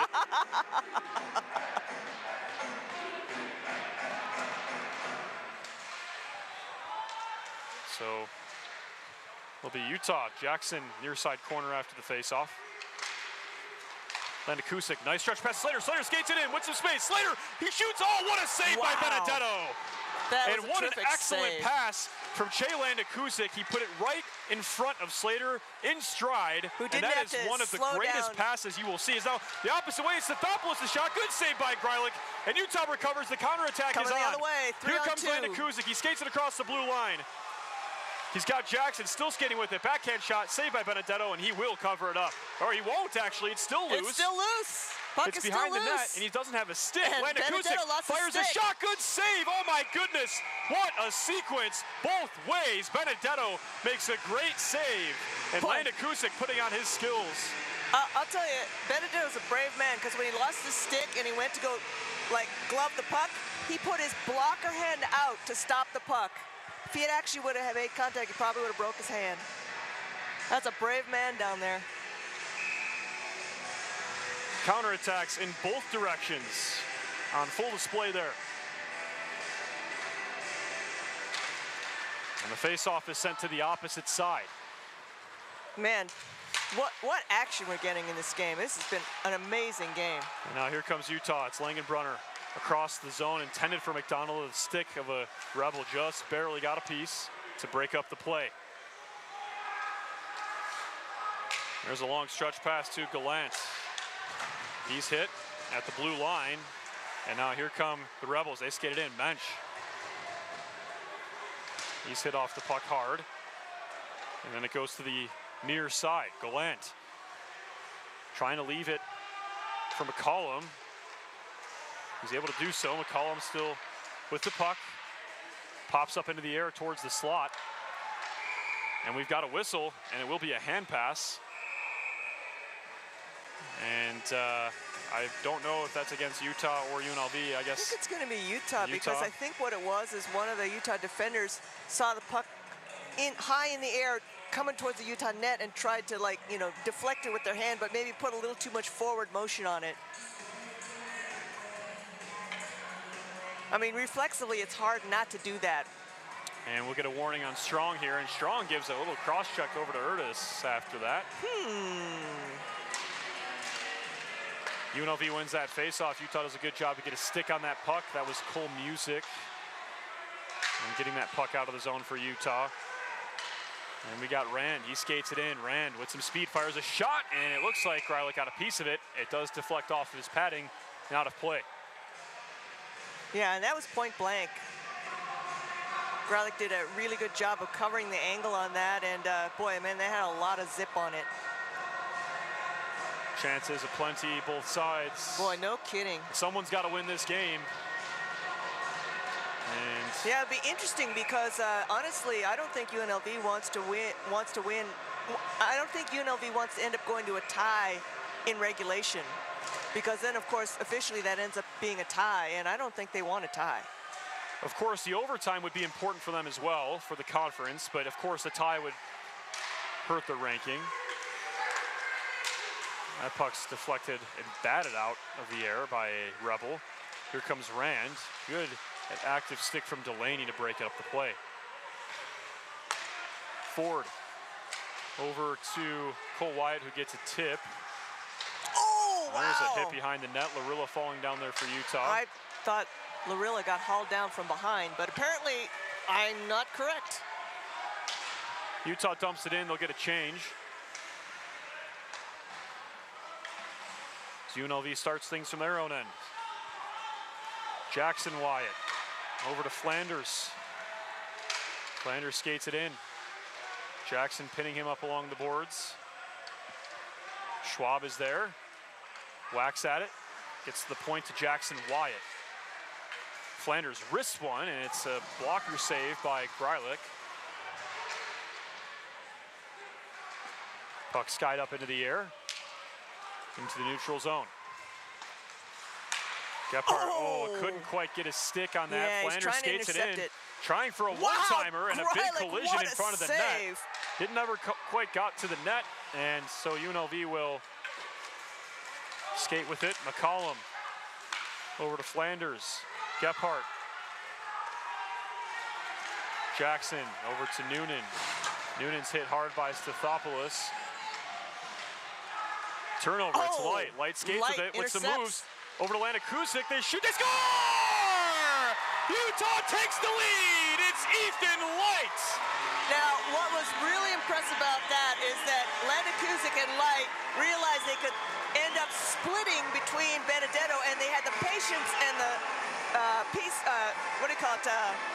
of mind, ability to stay calm and not panic in a really chaotic situation. They totally split him and, you know, put it home. Presence of mind, that's the word.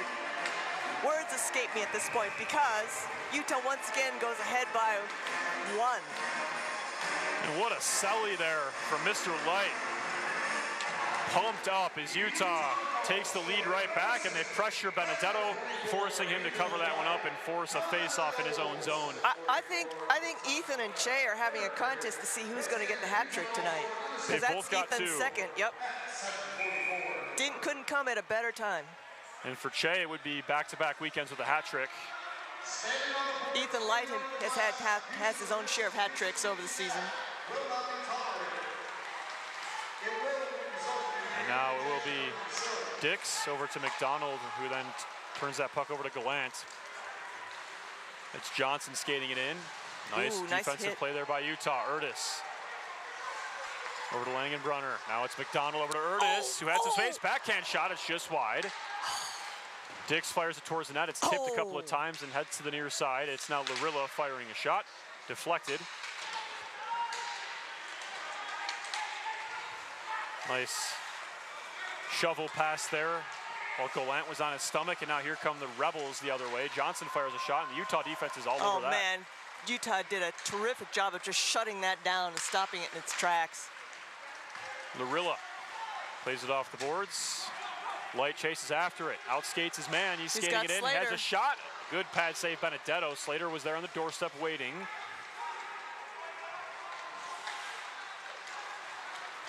And now Utah able to play with a little bit of confidence, holding this lead now. I think Utah's got a taste of V down the road. That's what they're thinking. I'm sorry. I hope I don't jinx you, boys. I think they can see that, right? They're playing with these guys. They're perhaps outplaying them, I might say, in this third period. I think that is the case. Utah looking very poised, just out hustling UNLV. Lanakusik over to Music. Whereas Music to Light. Whereas in that first period, we noted that they were really having trouble doing the tape-to-tape, making those connections. That's definitely, they're definitely clicking right now. Utah dumps it in. That's Dix. Benedetto out to play the puck. He gives it to McCollum. UNLV struggling to get this thing out of their zone. And finally they do. They do so, and they'll get a change before that can even be an icing. Lorilla, long stretch pass over to Sunigal that never gets his stick, so we will get icing against Utah as we're almost halfway through the third period, and now Utah holding on to the leads for the longest that they have all night, and they are looking good. I'm liking it.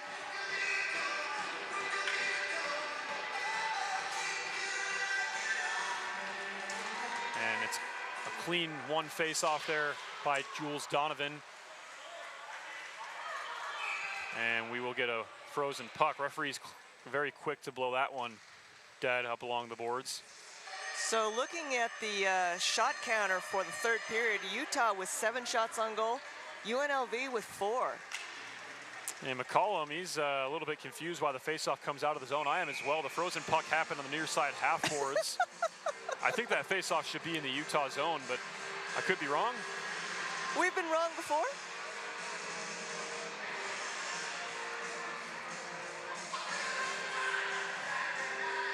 And the puck is eventually dropped. Wyatt back over to McCollum. Curtis putting pressure on McCollum. He's got help from Delaney, and that play is offsides.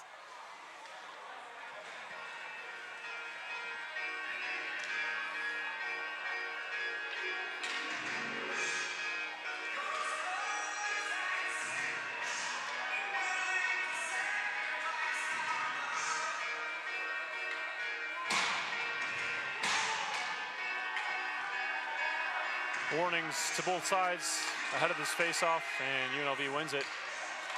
Right, especially in a game like this, you want to make sure that you don't start having that the dumb stuff start happening.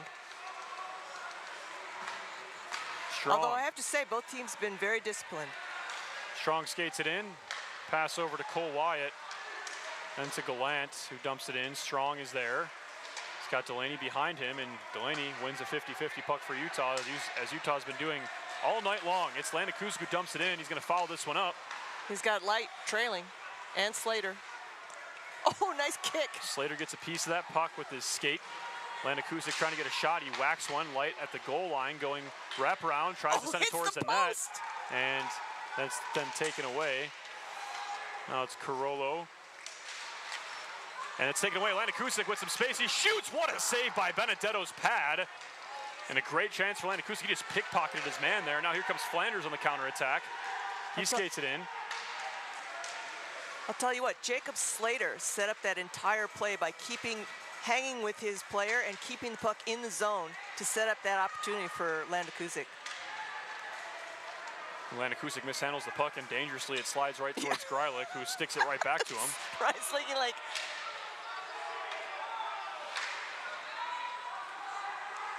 Wyatt makes a move. Gets it over to the stick of Kelly, but it hits his stick and goes out of play. And I believe that faceoff will come out of the Utah zone. I think it will be outside the blue line. Got a little bit of jostling after the whistle. I don't know. You know what? UNLV is starting to looking like maybe they're panicking just a little bit. As you say, Utah is looking pretty poised and kind of looking like they're the ones that came in here in the top 5 into tonight's contest. I'm liking it. We'll get a face-off at center ice after that puck went out of play.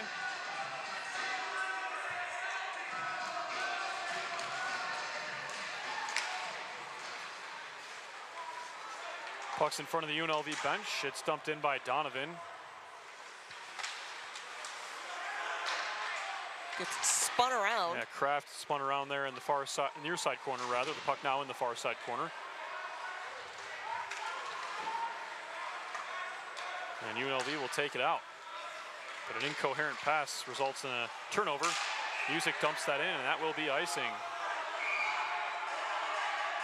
Yep, and unfortunately, it's going to be icing committed by Utah, so they're not going to get to have a change. And oh my goodness, whoa, we got some jostling. We got some jostling right there on the Utah bench across the boards. You've got to be really careful about that because that could be an that sends people in the NHL. That could send multiple people into the box. That is a major penalty. If you leave the bench, it's a major penalty, but even jostling from the bench could result in a major penalty. But Utah tried to very quickly send some men on the ice to avoid getting caught for the icing, and it wasn't icing. Cole Music just was behind that red line. Good call by the referee, but yeah, need to put the kibosh on that. You don't want to end up getting a major with only 7 minutes left.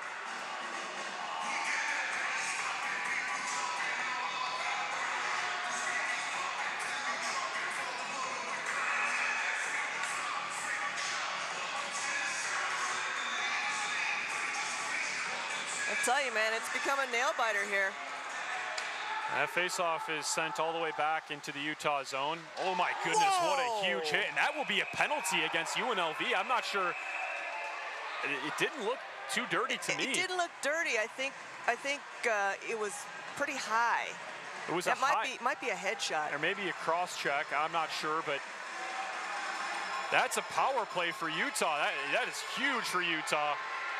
And this place should come alive for these Utes. The fans are going crazy.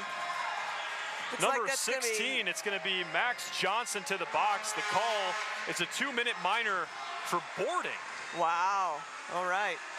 That hit wasn't, oh my goodness, that's a surprising call. Delaney did kind of end up getting upended, and I think his head was rotating towards the glass. He managed to not let his head hit the glass, but I think the official is thinking that the intention was to hit him so that he would hit the boards. But I agree with you, it didn't look like that big of a hit to me. Nonetheless, lucky break for Utah right now. Huge opportunity for the Utes to get on the board.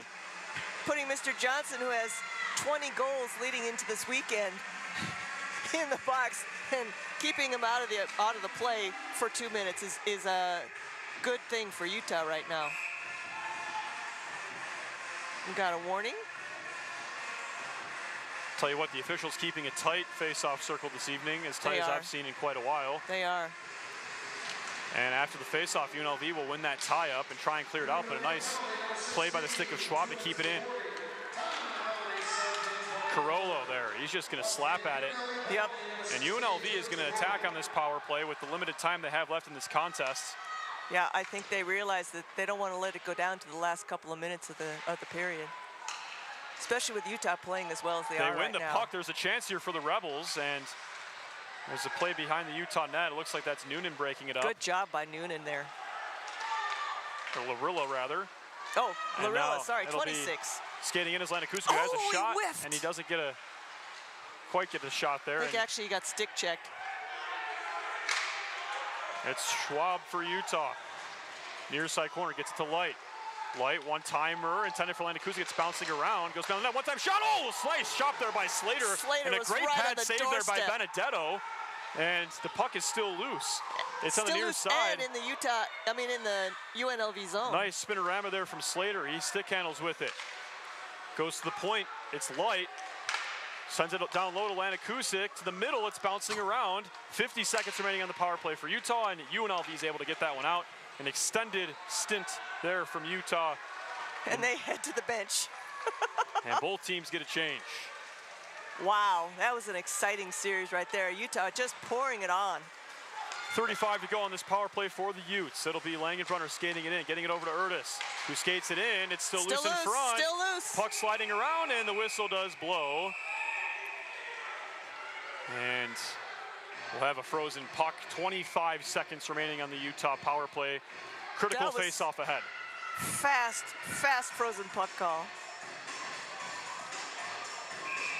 I'll tell you, but for Benedetto's athleticism, we could have a 2-goal lead right now.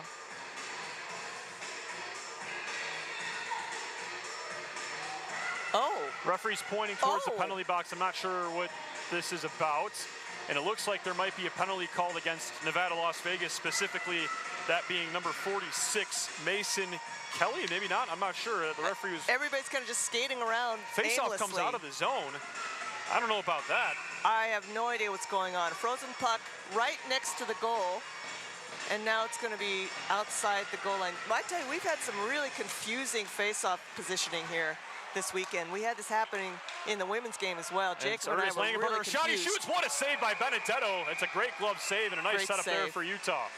Like I said, I think Benedetto's keeping UNLV within one right now. I'd say easily in the second half of this period, it's been the Benedetto show. 16 seconds remaining on the Utah power play.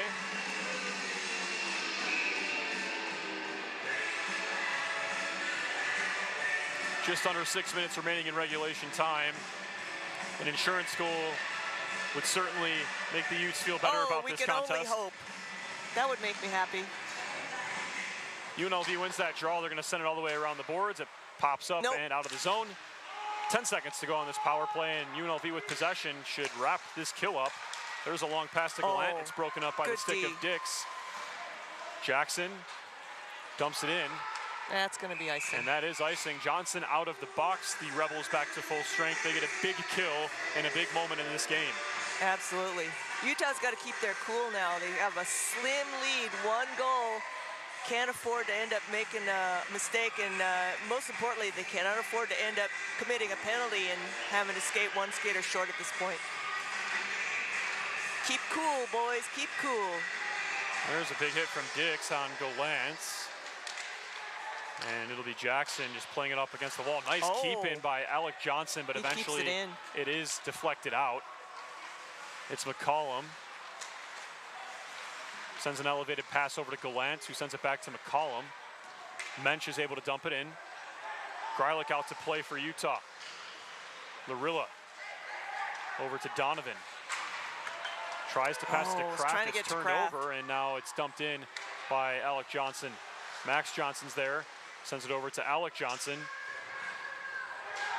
And there's a big hit behind the play, and there will be a penalty on that. Boy. It's against Utah. It was the 2 captains getting tied up. Yep. Johnson and Dix. Or is it, or Dix is looking, or maybe offsetting penalties as one captain, that being 22, Alec Johnson skating to the bench. I think it's going to be offsetting penalties. They were both scrapping at it pretty hard over in the corner. Yeah, it kind of scared me for a second there because Utah really cannot afford to give away a man advantage at this point. So both teams will skate captainless.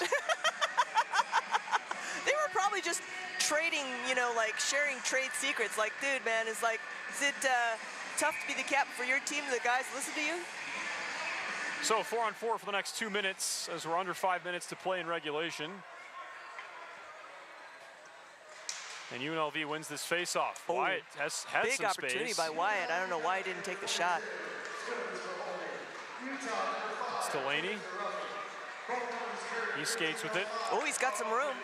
Across the logo he's got Larilla. Goes. He's skating it in. Fires a wrister, and it's gloved up, no problem by Benedetto. Boy, Benedetto's very aggressive coming out of his crease to cut off that angle. Face-off in the UNLV zone. It's great if it works, but I tell you, if you're caught completely out of position if you don't actually grab that puck and hang on to it.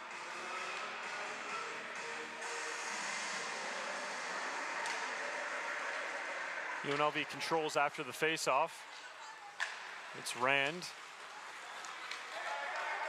He skates it in the zone. Peels back, fires a shot. It's blocked. Blocked And well enough that it comes out of the zone. Barry over to Wyatt. Jackson Wyatt skating it in with some space. Good job, And then Lorilla. Lorilla breaks the puck away, breaks that puck free. There's a shot. They score! Garlic can't quite hold on to it. And the Rebels man. tied the game. Unfortunately, I think Lorilla actually kind of knocked that puck a little loose as he was trying to poke it loose, and it ended up right on the stick of Rand, and so he puts it home.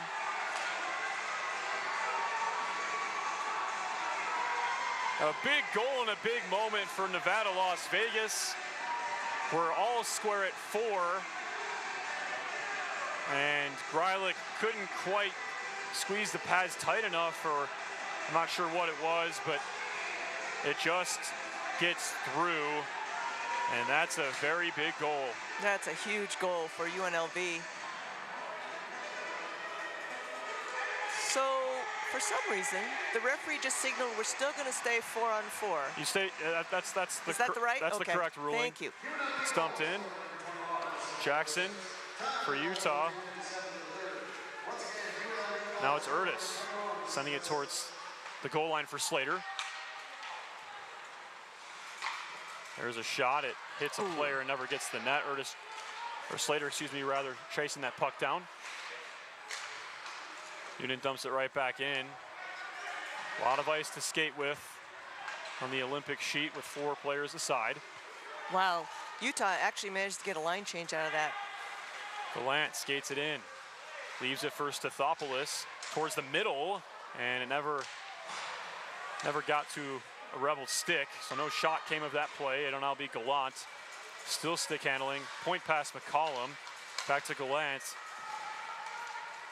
20 seconds remaining on the 4-on-4. That being UNLV with the puck, and it's dumped out. McCollum drops it off for Kennedy. Kennedy skates it in. Music gets that puck. Dix and Johnson look to get out of the box. They do so. Here they come. 5-on-5 There once they more. go. Ooh. Nice backhand pass from Langenbrunner. He gets it over to Dix, but it's not immediately turned over. Yeah, but Langenbrunner doesn't give up on it and gets it out to Ethan Light. White skates it across the blue line. Fires a wrister, and it's a good save by Benedetto, who couldn't quite track it down immediately. It's still loose. You know what? That puck actually popped out. Yeah, he couldn't get control of it. He made the chest save, and then the puck dropped down into his pads, and he kind of lost it for a second there. 2 minutes and 34 seconds remaining in the third period. And we're getting down into the final home stretch here in what's been an incredible contest. Boy, you know, it could go either way, right down to the wire. A tie favors Utah. So there's a shot, and on overtime, the post-regulation result is important for UNLV. And again, Utah really keeping up that pressure that we talked about, still out-shooting UNLV. 11 shots on goal for Utah, 6 for UNLV in this third period. Gallant skates it in. He's got Donovan behind him. Donovan winning that puck.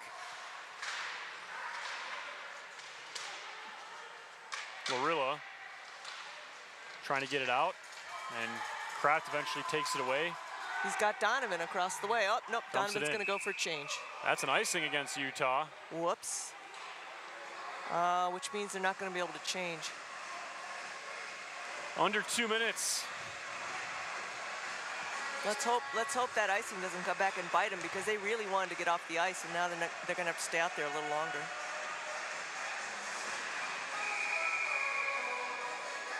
And Utah will wisely call the timeout. That's a great decision there from Coach Feeney. He's got tired legs out there, and there's no time like the present to use that timeout. Only less than 2 minutes to go, 1:54 remaining in regulation time. So what do you think? Pull the goalie? Probably not. Absolutely not. It's a tie game. I would never pull the goalie, and I think it's, you know, I guess for UNLV, a loss would be huge, but Utah would be sure to convert, I think, on a on pulling the goalie. I mean, if there was a goal differential, I think potentially you'd consider that. But right now we've got a tie game. Utah might be breaking out the whiteboard here. And you know what? You should run a play very similar to the play that you ran when Utah scored that game-winning goal, Chaylan Kusic, the 7-6 goal against Arizona State. That was a calculated, drawn-up play. They won the face-off in this exact face-off circle, kicked it to the opposite side, and started the odd man rush the other way. And so I think Utah may try and run that same play. I mean, it was ran to perfection, quite obviously, as Utah got the goal in that circumstance. But it looks like Coach Feeney did break out the whiteboard. Usually, sometimes, like in times like that, you might not break it out in defensive zone face-off. It's just to give your guys a rest. But regardless, here we go. Minute and 54 left in this contest. And Stathopoulos will control after the face-off. He sends it towards the middle. It just sails right through. And now here's Landa Kusic. Gets it over to Slater. Pass was behind him. Leaves it for Light. Light fires a wrister. It's deflected high. Dix is hit hard along the boards. UNLV is able to play that puck out. That was Flanders. Now it's Kelly. Oh, man, look at Slater go. Here's Flanders again. Centering pass is broken up by Delaney. It's still loose. It's Light, and the whistle will blow. I think the net is off its moorings, That's right. Off the pegs. Well, I hope Greilic's okay. He crashed into that back part pretty hard, and there's not a lot of padding in the back of those goalie pads. 84 seconds remaining in regulation time. Don't blink, folks. Going to be important last minute and 24 seconds.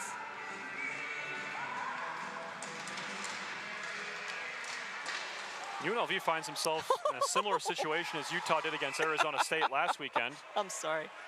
Shea knew he was offsides. He just couldn't put the brakes on fast enough. As Arizona State was the team ranked well below Utah. Utah was, I guess, losing and then eventually was tied with this team, and they needed a goal. UNLV really can't afford to lose to Utah. They'll drop in the rankings, but I don't think they're too concerned about their ranking. I think they're at a point in the season where they're okay to take this. A loss wouldn't really affect them in the rankings. They're going to nationals regardless, but for the conference standings, they really want to win that conference championship, so a loss would be detrimental to that. For Utah, a tie, it really doesn't hurt them against this team. It may actually help them. And UNLV certainly looks like they're playing to try and break up this tie. That's right. As now it'll be Urtis. Here we go. Skating with it for Utah, dances around a man. Shovels it over to Langenbrunner as we've got a minute to go in regulation time. UNLV with kind of a messy line change here. Gallant circles back. Gets into the stick of Cole Wyatt. A lot of confusion at the door there for UNLV. Jackson over to Ethan Light. He's trying to get that puck out. UNLV just shovels it right back in. Jackson is upended there by Cole Wyatt. The puck's loose in front of the crease. They shoot, and the net's off. The net's off, and now we finally get a whistle. And with 28 seconds to go, we've got the net off its mooring, so we'll have a face-off. And UNLV was threatening there. Lucky break for Utah because Greilich was flat on his stomach, out of position. Wow. And UNLV will opt to use their timeout. They will more than likely break out the whiteboard and draw something up, excuse me. Right, because like as you said, they need to win right now. They got 28 seconds left to try and come up with something. And the home fans really letting them hear it. That's a great home ice advantage right there. If he can stay loud, make it hard to hear that play they're drawing up. That's great home ice advantage from the fans here. Well, and kind of get the adrenaline going, right?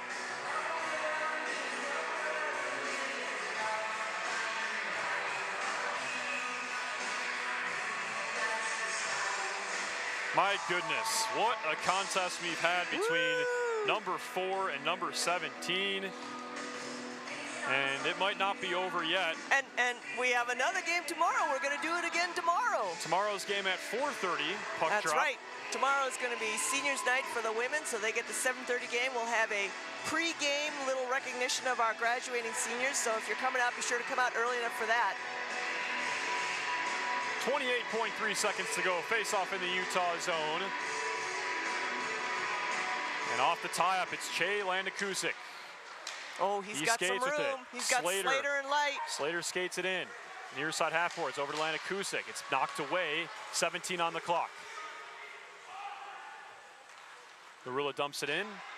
10 seconds on the clock. And it'll be Gallant. Chance for one rush. If they 5 seconds. He skates it in over to McCollum. And they're offside. Well, that's not going to do it. And that might do it for regulation. It's going to be tough to score with 3 seconds left for either side. You can tell by that offsides mistake that UNLV is really pressing. They realized they had one chance to make the rush, and they overestimated it and stepped over the blue line too quickly. Yeah, that hurts them. That might have sealed the deal for regulation time. And so that will be it for regulation. We've got free hockey tonight, folks. We're going into overtime, folks. And as many of these contests between these two teams have gone before, this one will need overtime to determine the winner. And so here's the deal with overtime and how this relates to both teams. This game will go down as a tie for both teams in the ACHA computer ranking system. So both teams will be given a tie when it comes to determining the final rankings. Overtime is played strictly for conference policy only. For determining the conference winner, that will be going to the winner of the game in overtime. Will get an extra point in the WCHL standings, which is absolutely critical for UNLV as they're battling it out for UCO for that top spot. They need points. It doesn't matter that if Utah gains on them, but they need to get points where they can because, as Anita just said, UCO is on their back, very close. And so they split with UCO last weekend. And so that's it'd be very, very big to get a win for UNLV here. And I'm not sure exactly how the points go. I believe it's very complicated, I think actually. Christopher Perry would obviously know more than us because he's the commissioner, but I think each team at this point has secured at least 1 point. As it is in the NHL, so, yeah. At least when you get it to overtime, each team at least gets the point. The winning team gets the extra point. But I believe the winning team in this league gets 3 points per win. So I believe there's a bigger advantage when you win. And so now, wow, we'll have overtime. Overtime is 3-on-3. And what a terrific game by both goalies, right? I mean, we saw some outstanding goalkeeping for both sides. All right, so as Patrick said, we've got 3-on-3. Patrick didn't say it. I'm sorry. Justin was trying to explain to the PA announcer. We got, 4-on-4. 3-on-3 to start the overtime period. 3-on-3, yes. Sorry, 3-on-3. I was right the first time. 3, 4, you know. And so the starting line for Utah, Che Landakusik, Dylan Dix, Jacob Slater. And Mr. Everywhere at Once. Starting lineup here for UNLV, it's Gallant, it's Johnson, it's Alec Johnson and Max Johnson. Pucks dropped. No surprise. Max Johnson and Gallant and Wyatt being out there. So we've got the clock set for 5 minutes. We're underway in overtime.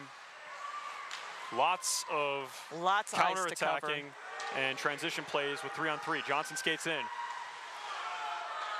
Max Johnson over to Gallant. Alec Johnson, a slap shot, hits the post. Oh my goodness. Goalie's best friend. He had Grilic beat on that one. It's Slater, he's got some space. Slater on the breakaway, he shoots! Oh my goodness, what a save! What a save by Benedetto, and Slater just can't believe it! I have no idea how Benedetto kept that from crossing the goal line. And I think Slater may have gotten just a little too cute there. He was trying to go around him, and Benedetto sprawled out, was able to make the stop with his pad. Well, and Slater had 2 whacks at it, so he had to stop the first one while he's lying on his belly and reach out and stop the second one because it bounced back out. Slater got another whack at it, and I don't know how Benedetto kept it out of the net, kept it from crossing the goal line, but he did. So now we have a face-off. Oh my goodness, I thought for sure Slater was going to have that. I thought you were going to have a stroke there for a second, Patrick. You were really... Man, that was... You were really swept up there for a minute. That was a great chance. Please don't make me do the Heimlich maneuver for you on the broadcast. That would be very traumatic for me. All right, we've got a face-off in the UNLV zone. And off the tie-up. Actually, I know you're just really emotional about the men's 2 beating Utah State tonight. And here comes UNLV. They skated in. They've got a new set of players on the ice. As does Utah. Jackson wide at the point. Stick handles. Nice poke Leaves it check. for Rand. Rand dumps it all the way in. It's now Jackson for Utah. Over to Light. Light trying to find Langenbrunner, but he wasn't home, and now it's Kelly. Langenbrunner kind of wandered up Wyatt too far shoots. ahead. It's a blocker save by Nice save. Greilich, and Utah's able to get that puck out. That's Langenbrunner. That was offsides, I believe, on UNLV. There was a man in the zone, and the puck touched his stick. No whistle, though, apparently. And here here we comes go. Jackson. He skates it in, and he's got Langenbrunner. Jackson over to Langenbrunner, who fires a wrister. Good save by Benedetto. He Big got his glove rebound. on it, but he didn't glove it. Now it'll be Rand. It's a counterattack. Nice diving what play a by D Delaney. Delaney. Delaney will still skate with it, and then he's pickpocketed by Rand. He's going to force a scrum. Puck bounces out to the opposite side. It's Cole Wyatt at the point. He opts to skate it out, and he's going to get... He's skating it out to give him a change. And they get him a change, and Utah will get a change in the process, too. Here they come. It's Wyatt skating it in, drops it off for McCollum. Stathopoulos, a shot, a good save by Greilich. Ooh, the fans have broken out the cowbell. And Wyatt delaying here, stalling to get a change. Here comes Alec Johnson, he skates it in. Drops it off for Flanders, or Stathopoulos, excuse me. There's a play, or a one-time pass intended for Johnson, just off the mark. Stathopoulos there to pick up the rebound. And then Urtis wins the puck for Utah. Now it's Larilla. Larilla, Urtis, Delaney. He's got some room. The trifecta on the ice for Utah. Urtis skates with it. Larilla getting off for a change. Ooh, awkward change by Utah. Oh, here we go. And now Delaney will skate back. That'll allow UNLV to get a change. I think he might be delaying for a Utah change as well. I think it's his turn to get off the ice pretty soon. Dix over to Urtis. Urtis trying to find Dix, but it's broken up by Gallant, and he skates it the opposite way. We're under 2 minutes to go in overtime. Gallant over to Jackson Wyatt. He skates it all the way down. And that's a bad change for Utah. Here comes UNLV on the counter. They skate it in. They have a shot. Good save by Greilich. Bails his team out. You know, that was really interesting because Dix went down low, leaving Greilich with a wide open view of that shot. And Greilich, I think, realized what was happening. He stayed upright so he could cover the high. That was a great defensive play between defenseman and goalie. Minute 35 on the clock here in overtime. It's exciting, folks. It's exciting. Kelly for the Rebels, Landakusik for the Utes in the dot. And Landakusik prevails. Music, puck on a stick. Over to Landakusik. Landakusik leading the charge across the logo, skates it in. Fires a wrister, it's blockered away by Benedetto. Landakusik still skates with it, got a man on his back. Good defense there from Flanders. Music plays that one off the boards and into the UNLV zone. It's McCollum now for the Rebels. It's a pass over to Flanders. Flanders looks behind him. He's got Music in front of him playing defense. 1 minute remaining in overtime. The final push for both squads. Ahead here as it's Kelly skating it back.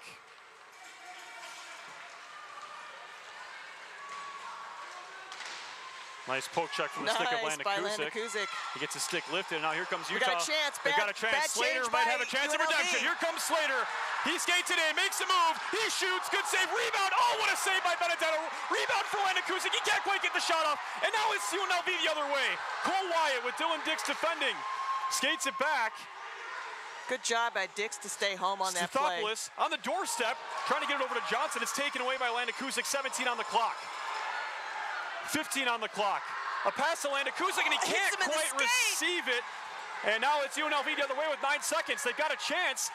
A slap shot, they score! UNLV wins! Oh my goodness, what a game! So the clock 3.5 seconds on the clock! The puck actually went in about a second before the clock stopped. The clock was a little bit slow, but you're right. Like seconds before, the final period, and Utah kind of broke down defense a little bit. When that puck hit Landikusic in the skate, it kind of broke up the play. Congratulations to UNLV. Terrific, terrific game. What a heartbreaker for Utah. What a game. What a fantastic game played by both teams, and Utah kicking themselves. And that right there, ladies and gentlemen, is a perfect example of the 3-on-3 overtime. It's counterattacks in the end that are so deadly. Both goalies congratulating each other. They don't do the handshake till tomorrow night, but Greilich and Benedetto went right out to each other. Yeah. I mean, both goalies. Respect. What terrific play by both goalies. Yes, what a great game played by both sides. That might be tonight Greilich's best game I've seen, at home. And I mean, he was good against Arizona State as well, but I think just, considering this is UNLV, I think that this might have been his best game I've seen this season. Really tough result for the home squad, but they took the number 4 team all the way to overtime and almost went to the shootout. 3.5 seconds on the clock. UNLV scores, and they take the victory. That's their 3rd victory over Utah this season.